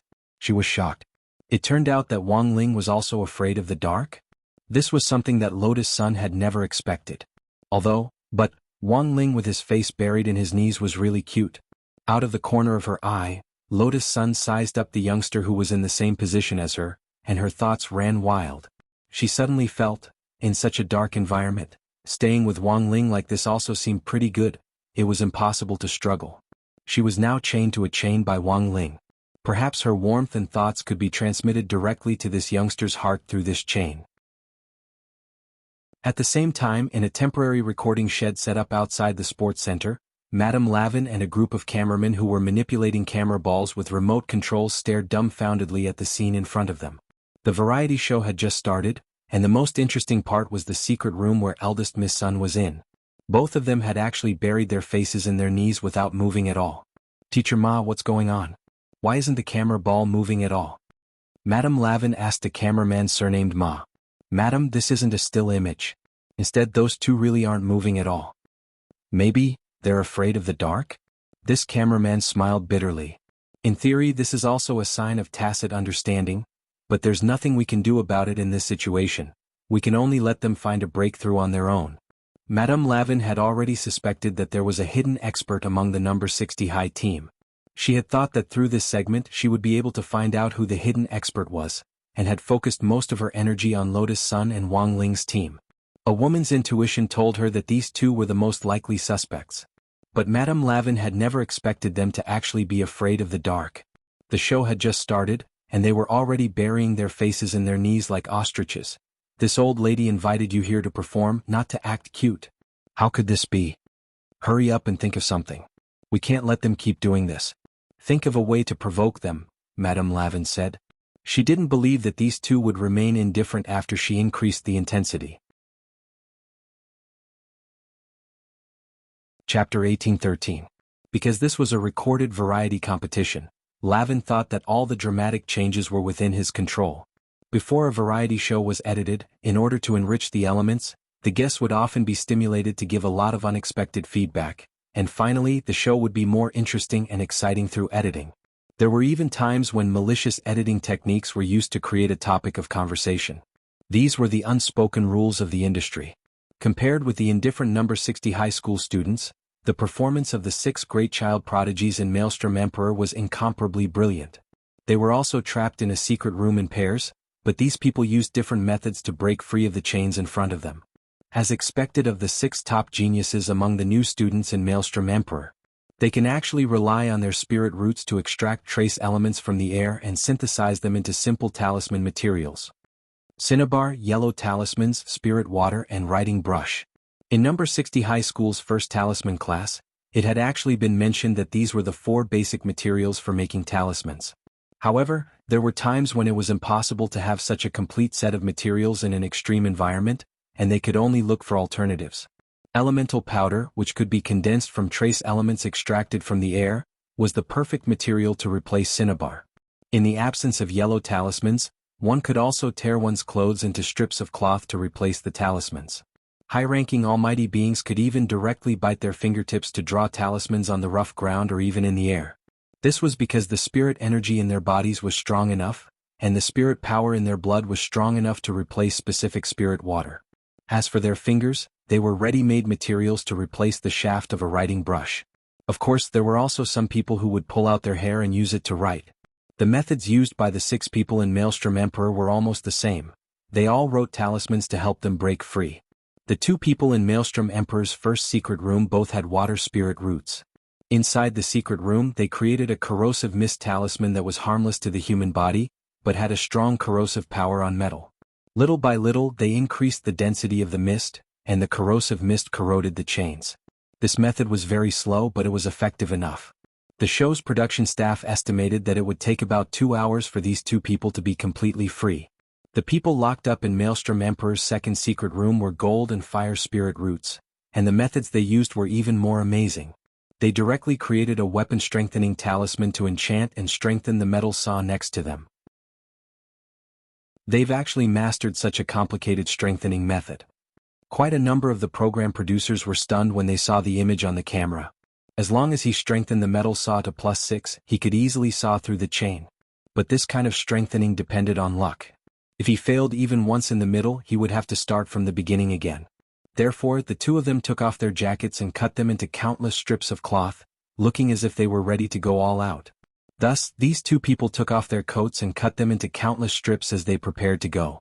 As for the last two prodigies in the Maelstrom Emperor, they were people with Earth Spirit Root and Wood Spirit Root respectively. The two of them combined their own physical conditions and used simple talismans to modify their arms. This was a method to assimilate a part of one's body with nature. Although the shackles restricted the human body, as long as one's arms were turned into soil or branches, one could easily break free from the shackles. If there was light, their assimilation speed would be greatly increased. Unfortunately, the dark environment limited their assimilation speed. Otherwise, this group of people would definitely be the first to escape. With these 6 people in Whirlpool Emperor as a comparison, the people on number 60 High's side were clearly salted fish. The contrast could be said to be very obvious. It can't be. They can't all be salted fish, right? Madame Raven sucked in a breath of cold air with a somewhat incredulous expression on her face. According to the intelligence she had received, there was at least one hidden expert among the people from number 60 High School, and it was impossible for them to all be indifferent salted fish. But given the current situation, the people from number 60 High didn't react at all. Could it be that the information was wrong? Madame Lavin frowned. She took out a remote control device that she had prepared in advance. That was the equipment that the senior standing behind her had given her in order to cooperate with the variety challenge this time. It was also known as the Expert Appraisal Remote Control. As long as she pressed the button, the 3 secret rooms in number 60 High School would enter power-up mode, and then something even more dangerous would happen. In a crisis, people often had to react to the impending danger, and they would definitely be able to see some clues. But if the 3 secret rooms were to power up at the same time, innocent people would definitely be implicated. Although Raven's objective was to test them, her original intention was just to ferret out that hidden expert. Thus, after thinking about it, Madame Lavin made a decision, and that was to test Wang Ling in Lotus Sun's secret room, which she was most suspicious of. With a kind expression on her face, she surreptitiously pressed the independent button on the Expert Appraisal remote control in her pocket. In the dark 80-foot-wide secret room, the moment Madame Lavin pressed the button on the Expert Appraisal remote control, Wang Ling immediately sensed the abnormal change in the secret room. Although he and Lotus Sun still buried their faces in their knees and pretended to be afraid of the dark, Wang Ling abruptly opened his eyes in the darkness when this inexplicable pressure from beyond the heavens arrived. This was the aura of an ancient. It was the same aura as that of the sea demon layman whom Lotus Sun had encountered before. Back then, the sea demon layman had addressed that envoy from beyond the heavens as Holy Venerable. Behind that Holy Venerable stood an even bigger umbrella of protection, which was that legendary Holy King. Thus, in that instant, Wang Ling immediately realized that this ancient who had been sent by Raven to test them was most likely on Holy King's side. Wang Ling sighed deeply. He hadn't wanted to make a move at first. But this Expert Appraisal remote control was really a little difficult. And most importantly, this ancient was much more powerful than that sea demon layman whom Wang Ling had sent to deal with Lotus Sun previously. If Lotus Sun were to deal with this, it might be a little out of line. What kind of ancient being was this? It was a snow-white skeleton in a black cloak. Its eyes were hollow and deep, as if they could suck people into an exiled era, and it was much more powerful than Li Xian and Zhang Ziqin. This was an ancient with an immortal body. Wang Ling judged that this ancient wasn't human, but a member of the undead race, a rare race that had once appeared in the universe. Judging from the aura this snow-white skeleton gave off, it was very likely that this person was a king of the undead race. And so, in the darkness, this new Eternal One appeared in front of Wang Ling. Almost immediately Wang Ling snapped his fingers. Time froze in the entire universe at the same time. Only he and this king of the undead race could move. Then he patted the dust off his butt, stood up from the ground and stood in front of Lotus Sunday. "It's you?" It was obvious that this ancient of the undead race was a little surprised. It had never expected Wang Ling to be the person who had been hiding all this time. Chapter 1814. The undead were said to be immortal, but that wasn't the case. They were born with long lifespans, and could live for a very long time without the need to cultivate. Wang Ling had taken Lotus Sun to the immortal star before, which was in fact a fragment of the immortal star where the undead lived. Wang Ling knew very little about the undead, and only heard that they had died back then because of a disaster caused by their longevity. In order to live longer, the outer gods had forcibly captured these snow-white skeletons as food in an attempt to break down the undead's natural genes and increase their lifespan in the world. Thus in theory the undead had been eaten up. Wang Ling looked at the snow-white skeleton in front of him in a black cloak, a red light flowing in his king's eye. This was an undead that had already matured, and was much more powerful than the average ancient one. In the eyes of many ancient ones, it was simply unbelievably strong. But most of the undead didn't live to this age at all, and were dissolved in the stomachs of other races. Sometimes a long maturation period could be very troublesome, because as they grew up, they could be targeted by villains at any time and become their food. I've never seen an earthling like you. Perhaps it hadn't expected Wang Ling to be the hidden ancient one that the holy king behind it had been looking for all this time, but after staring at Wang Ling for a long time, the snow-white skeleton spoke unhurriedly. In fact, it had been using its own method to repeatedly investigate Wang Ling's true identity. In the end, when it discovered that the youngster in front of it really was just a standard earthling, the astonishment that hadn't stirred up the slightest ripple for thousands of years suddenly shook the calm lake in its heart. Not only was he an earthling, he was also a terrifying one. In addition to being born with extremely long lifespans, the undead also had a pair of deeply sunken eye sockets. Even without the use of eye techniques, these eye sockets, which seemed to contain the eternal stars, still had the terrifying ability to see through everything. If a regular cultivator looked at it for a long time, they would definitely be stuck in the eye world of its eye sockets and be unable to extricate themselves. It would feel as if their souls had taken off and been drawn into the universe. When that time came, it would be time for the undead to reap their harvest. But at that moment, Wang Ling was standing in front of him, staring at him with those red eyes that he couldn't see through. The youth's eyes looked ordinary at first glance and there was nothing strange about them.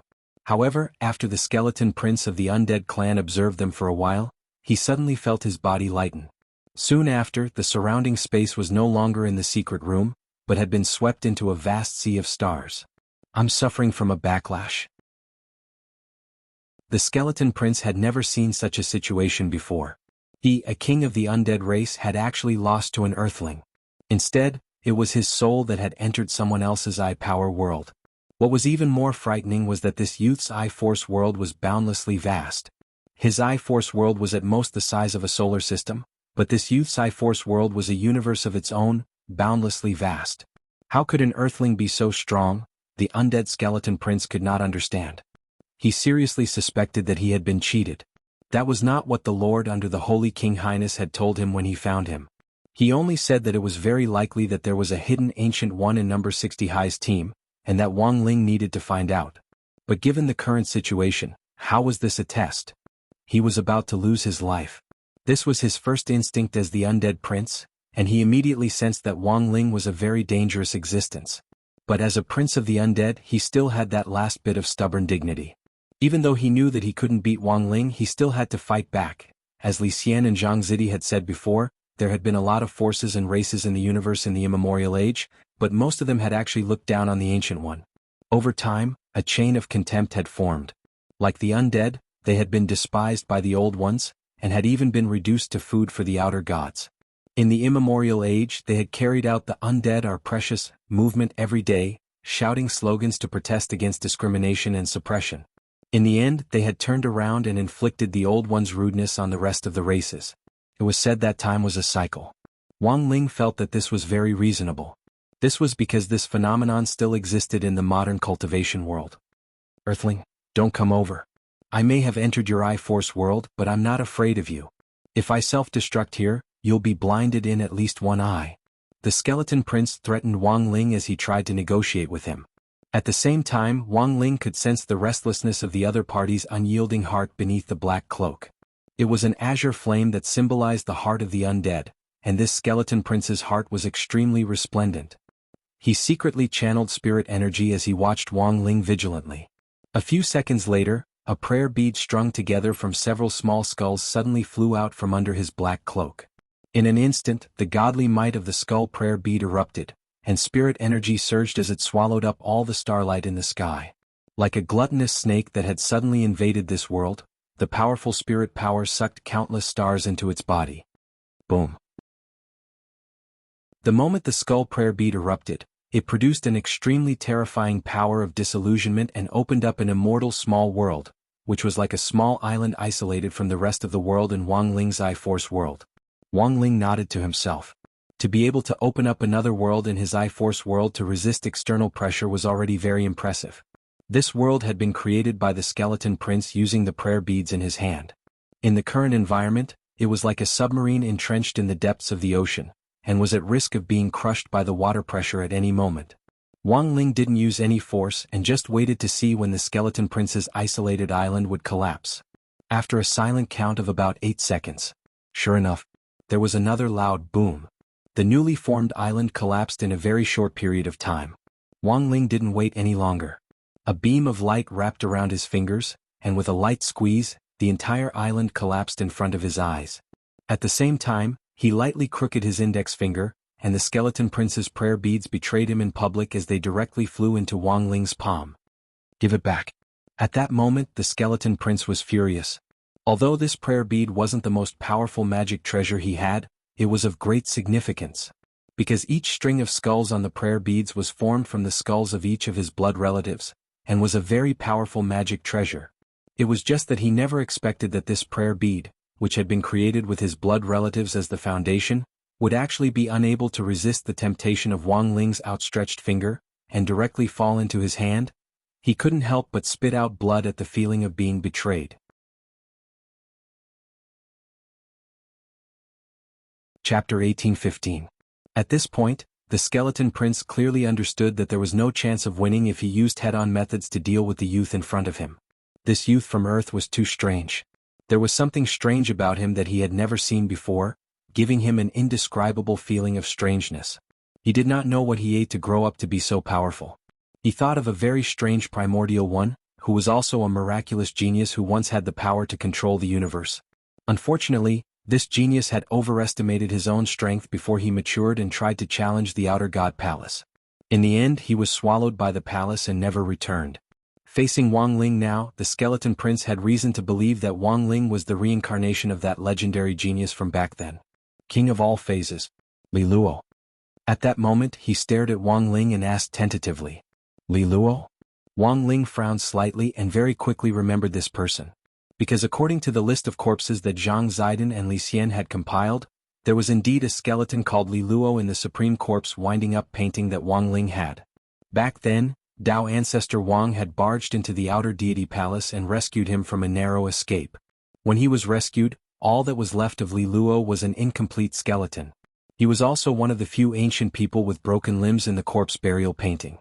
Wang Ling didn't know why the Skeleton Prince would equate this ancient being, who had once been called the King of 10,000 Forms, with himself, but looking at the other party's misunderstood expression, it wasn't hard to guess that this snow-white skeleton in front of him had some kind of misunderstanding. I know that I won't be able to defeat you head-on.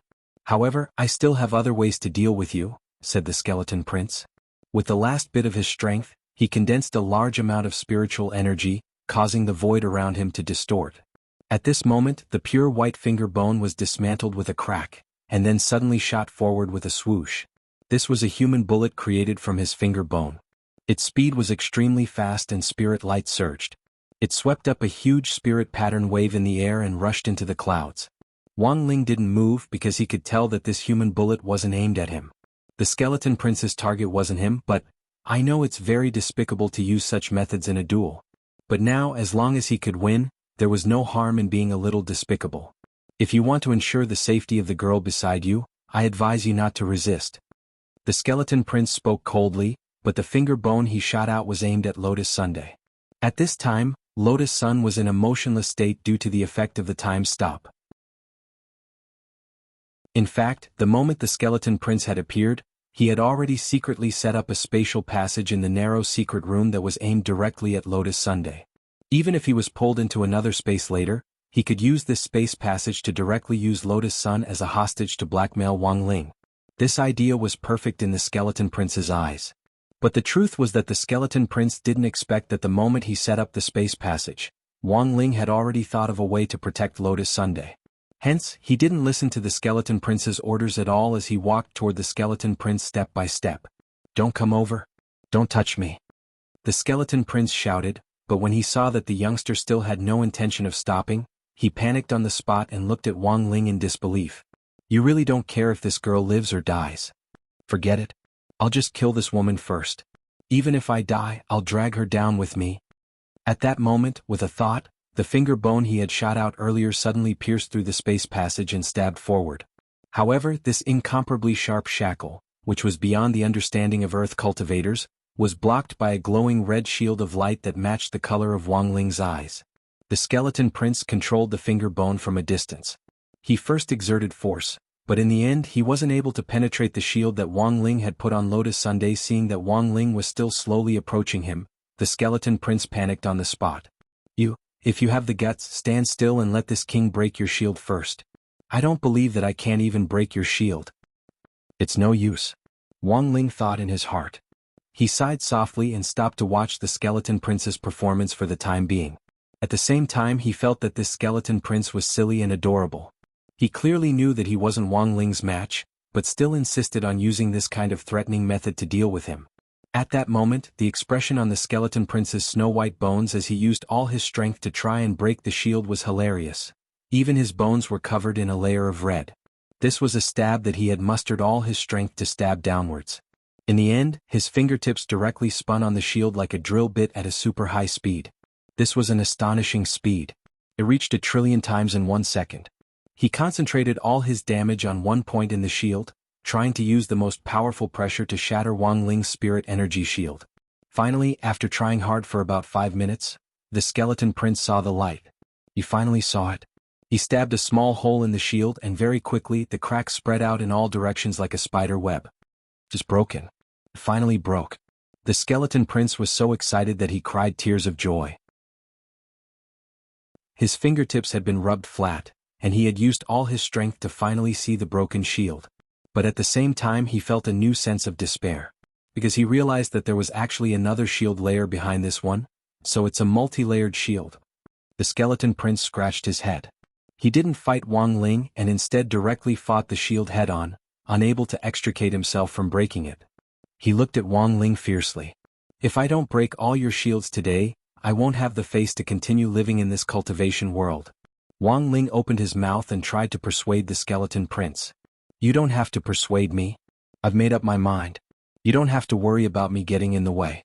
I'll make my finger bones invisible later. Those earth cultivators won't be able to see my existence with their magic power and surveillance equipment. Once I break all your shields, I'll fight you again. The skeleton prince vowed to Wang Ling. At that moment, Wang Ling sighed endlessly in his heart. Looking at the stubborn skeleton prince, he really didn't know what to say. A normal multi-layered spirit energy shield would have dozens of layers at most. Because of the structure, the more layers a spirit energy shield was, the more spirit energy it would take to set it up, which was proportional to the consumption. A multi-layered shield often required the combined spirit energy of multiple cultivators to set it up. However, Wang Ling's spirit energy was inexhaustible. In addition, he had always been a steady person. So when he had set it up back then, he had directly covered Lotus Sun with 100 million layers. It was clear that the skeleton prince didn't realize the seriousness of the problem at that moment. Chapter 1816. Inside the space inside the king's eye, Wang Ling couldn't bear to lay a hand on skeleton prince for a moment as he watched him bury his head in the shield and work hard.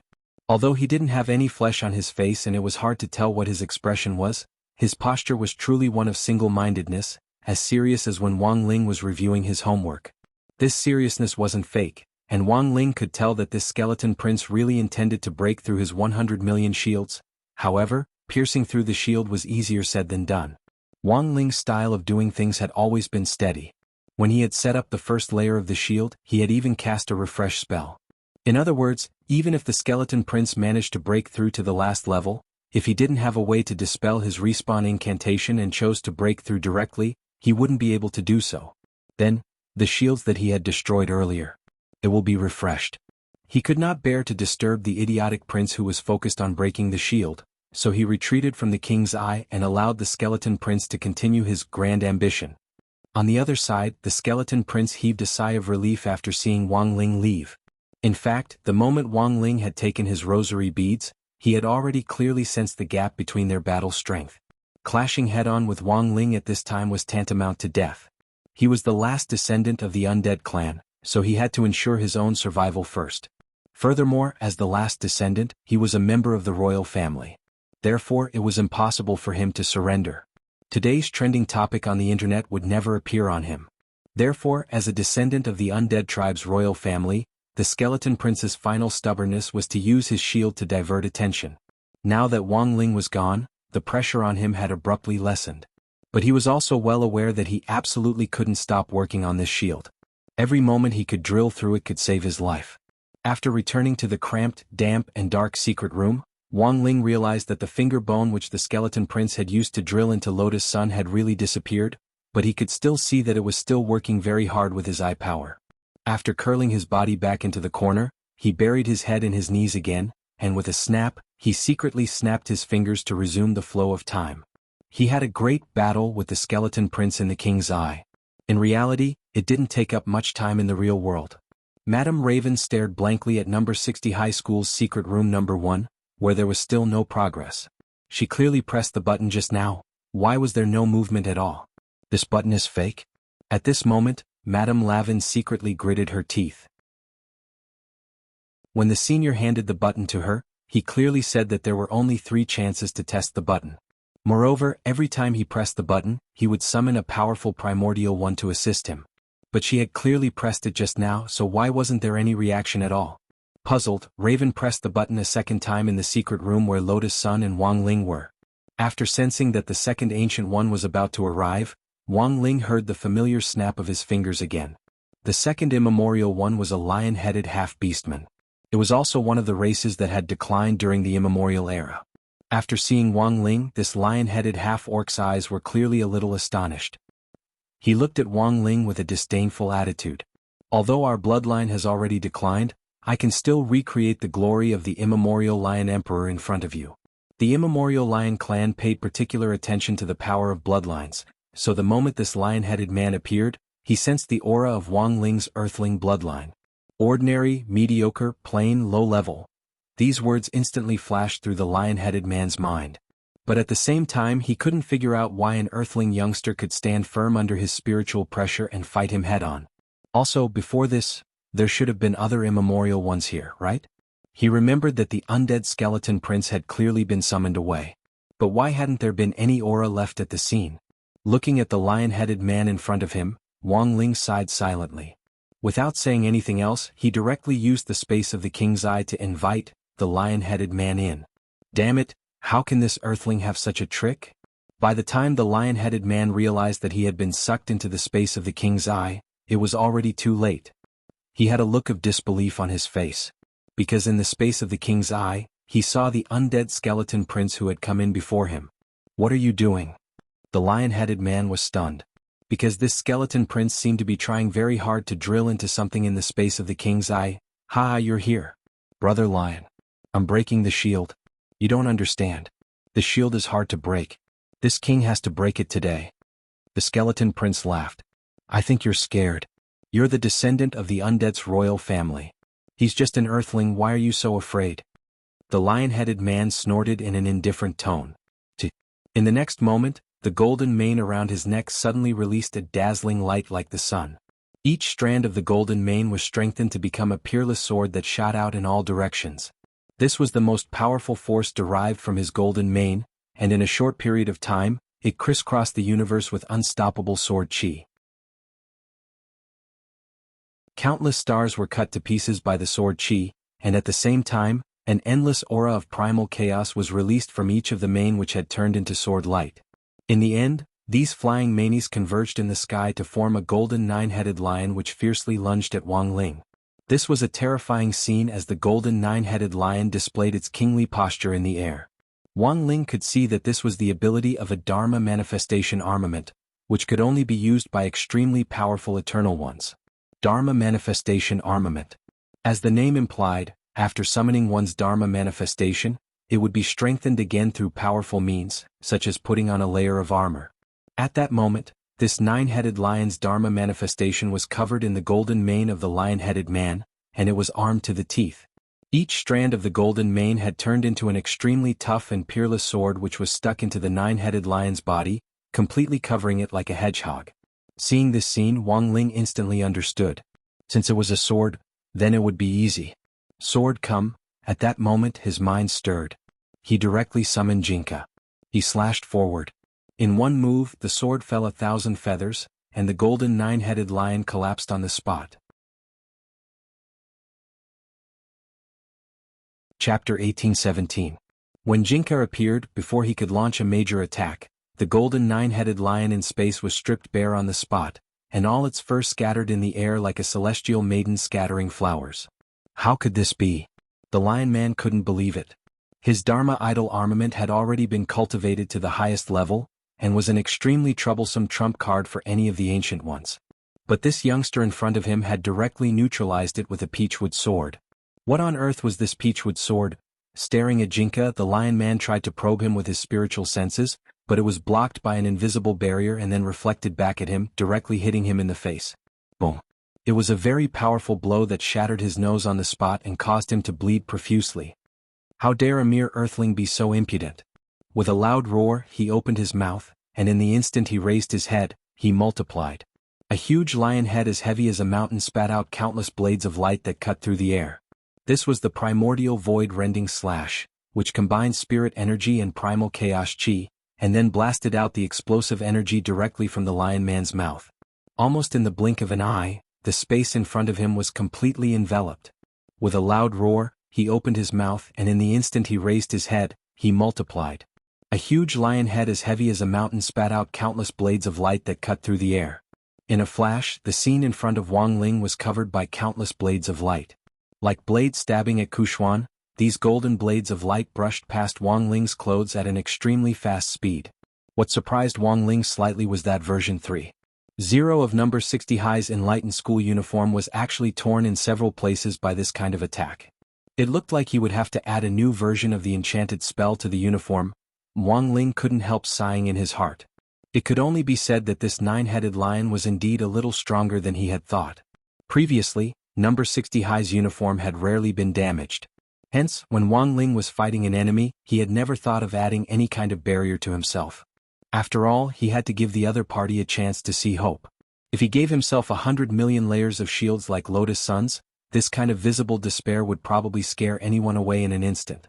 Hence, Wang Ling had only worn this ugly and tattered uniform when he fought, and in the end, number 60 High's uniform had withstood the test every time. It had been a long time since the last time his school uniform was slashed. For Wang Ling, whether the school uniform was torn or not was a way to identify the strongest among the ancient ones. In order to protect his school uniform from further damage, Wang Ling held Jinka in his hand and split it into countless sword shadows in the air to contend with the blades of light that filled the sky. It was as if two meteor showers had collided, causing huge explosions in the universe. The battle had reached its climax. The lion-headed man roared and his eyes were cold. When he opened his mouth, a pitch-black spear covered in strange spirit patterns shot out from his mouth. Like a dragon, the long spear was thousands of feet long and aimed directly at Wang Ling. This was the lion race's Lion Emperor Overlord Spear. This was a powerful weapon that had been passed down from generation to generation since the Lion clan had established themselves. Wang Ling was a little astonished to see the Lion Man brandish it in public. When all was said and done, Wang Ling was just a 17-year-old kid who hadn't seen a lot of things. Thus, he felt like he was visiting a museum for the first time when he saw many novel things. The Lion Emperor Overlord Spear was too long. The spear was like a dragon piercing through from afar. The radius of the spear was at least 15 feet long. Everywhere it passed, the space would collapse. It directly caused the energy in the universe to explode, turning into a boiling ocean.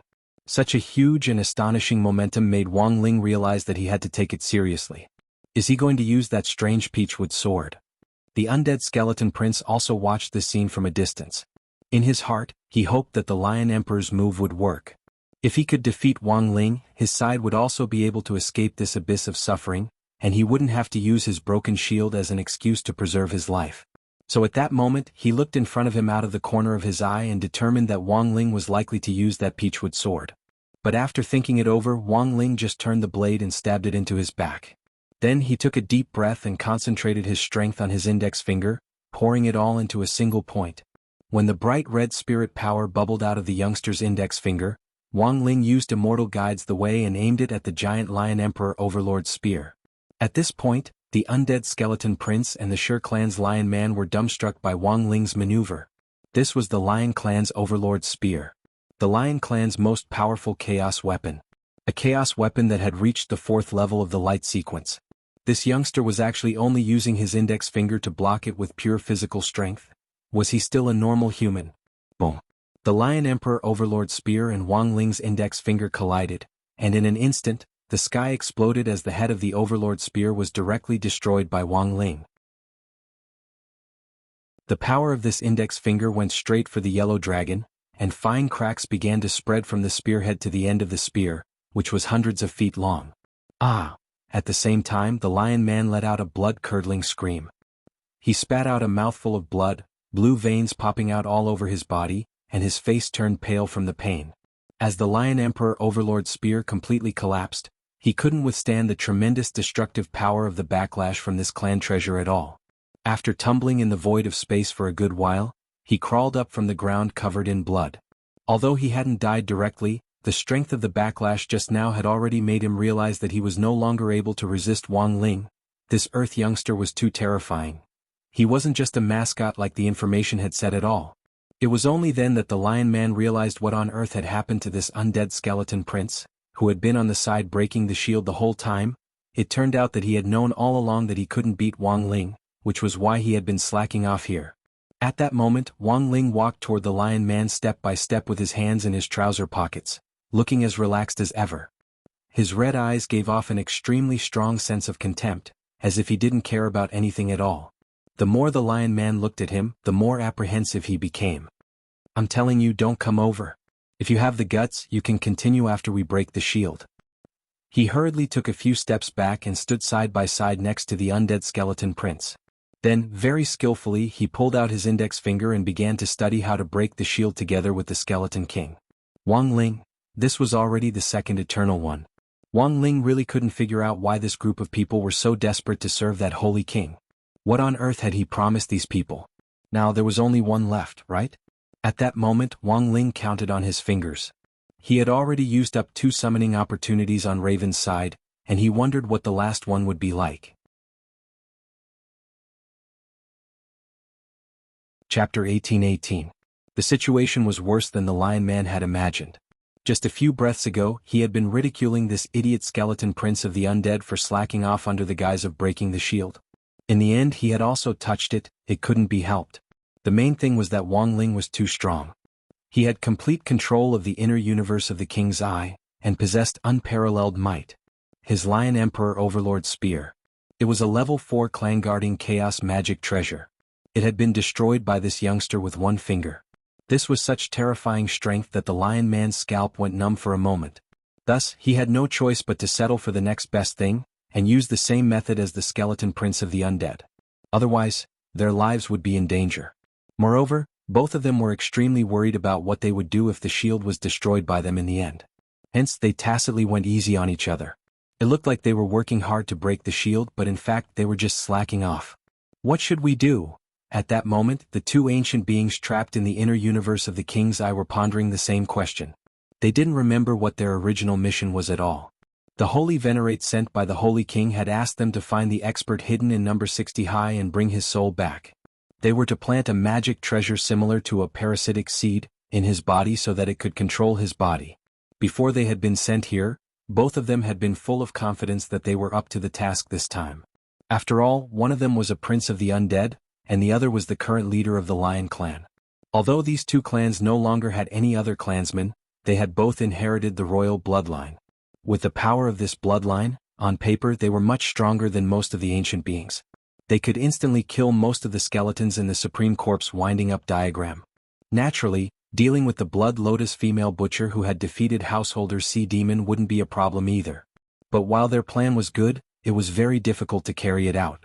It was like the product departments of some companies who always came up with unrealistic ideas and fancy operations. Programmers often pulled their hair out when they carried out their tasks. Another example was the withered authors who yelled all day that they wanted to add more chapters. Before they started writing, they confidently said that they would turn the world upside down, but when it came time to write, the world made them obedient. As it turned out, there was always a difference between ideas and practice. In fact, Wang Ling hadn't expected the two ancient beings of the royal bloodline to be so afraid of him. But what did they say, that they could cut through his school uniform? He had to give them credit where it was due. From the beginning, he hadn't intended to kill these two people. After all, they were descendants of the royal family, and all of them were ancient ones. They knew as much as Li Xian and Zhang Zizi.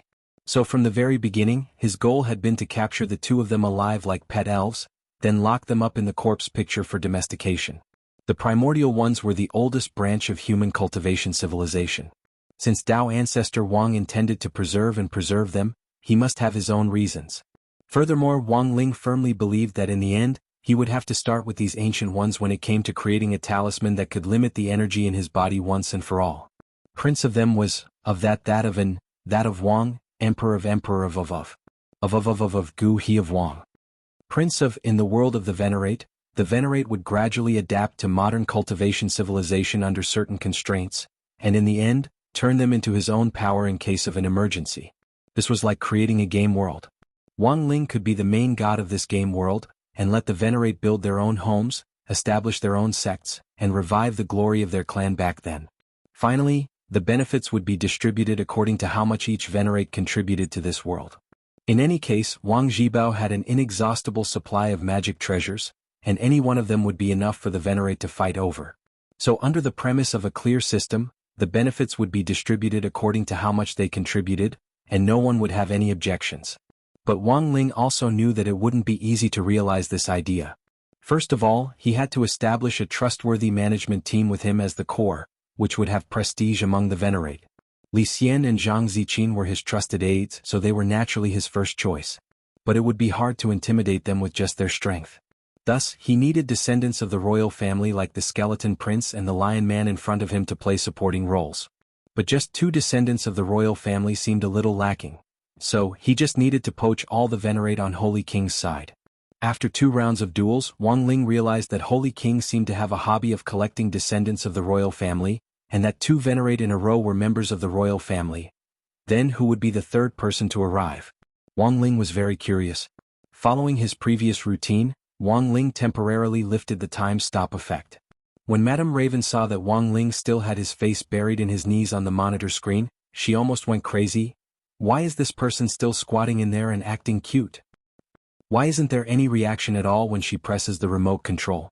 Damn, this button isn't fake, right? Didn't they say they would send strong reinforcements?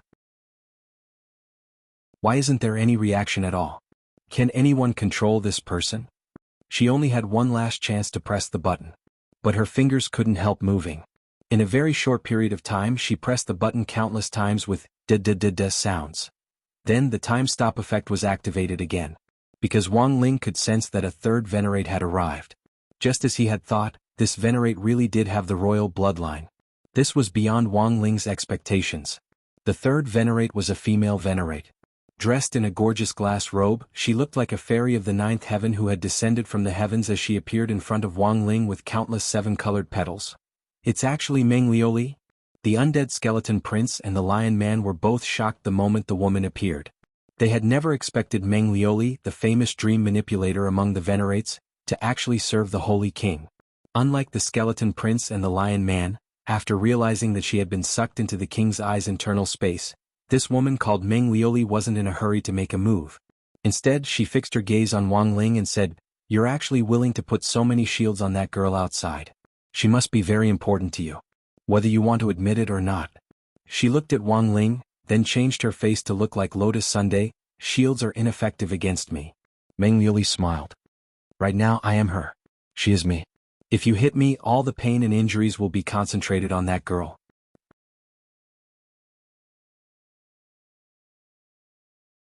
Chapter 18-19. An illusion spell? Wang Ling frowned slightly. Or rather, this wasn't a simple illusion spell, but a clone spell that was very similar to a real clone, except that the target wasn't the caster but a designated person. Meng Liuli knew that Wang Ling wouldn't be easy to deal with, so she had extracted some of Lotus Sun's spirit energy, and then used a super strong imitation ability to quickly assimilate the spirit energy surging through her body with Lotus Sun's spirit energy to form a shell around her body. In this way she had taken on Lotus Sun's appearance. This was a brilliant spell technique, which Meng Liuli called Moonlight Knight's Oath, or Knight's Oath for short. It was an extremely brilliant technique that involved the assimilation of soul, clone, and spirit energy at the same time, and could only be done by an ancient being who was completely proficient in this type of spell. The most important thing was that by doing this, one could indeed ignore the influence of the external shield, and directly start to break down from the inside. Meng Liuli was full of confidence in the method she had used.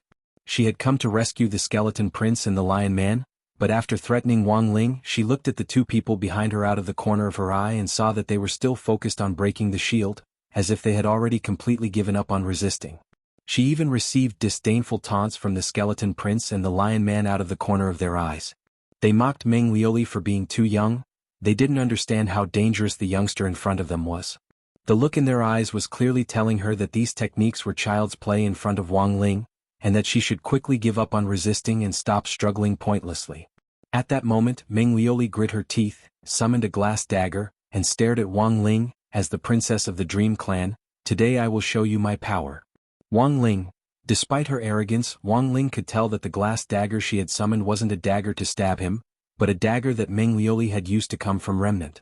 After this miraculous assimilation was completed, all the pain would be reflected back on Lotus Sun, so Meng Liuli naturally wasn't afraid of getting hurt.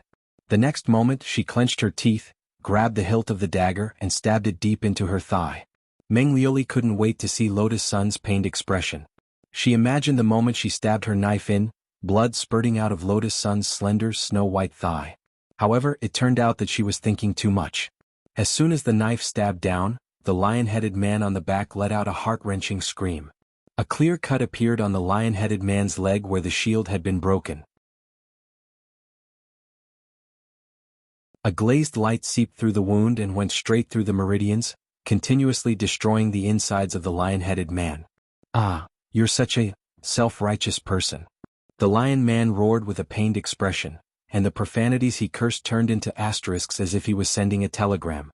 Only now did Meng Liuli realize that Lotus Sun, who had signed the Moonlight Knight's Oath with her, had turned into a lion's head. Had it been transferred? Meng Liuli immediately realized that the injury had been transferred. After she and Lotus Sun had signed the assimilation contract, an external force had helped Lotus Sun and the lion-headed man carry out a second assimilation contract, which was why it was actually the lion-headed man who had been injured when Meng Liuli stabbed him. And the only person present who could do this was the youngster in front of her. Meng Liuli was shocked. The spell she had been studying for so long had actually been directly learned by the other party in just a few short moments, and it seemed that he was even more proficient than she was. After he had seen through the Moonlight Knight's Oath, Meng Liuli realized that there was no point in continuing to use this move. No wonder the two kings of the Ancient Ones had looked at her like that. There was indeed something strange about this Earth youngster, and he wouldn't be easy to deal with.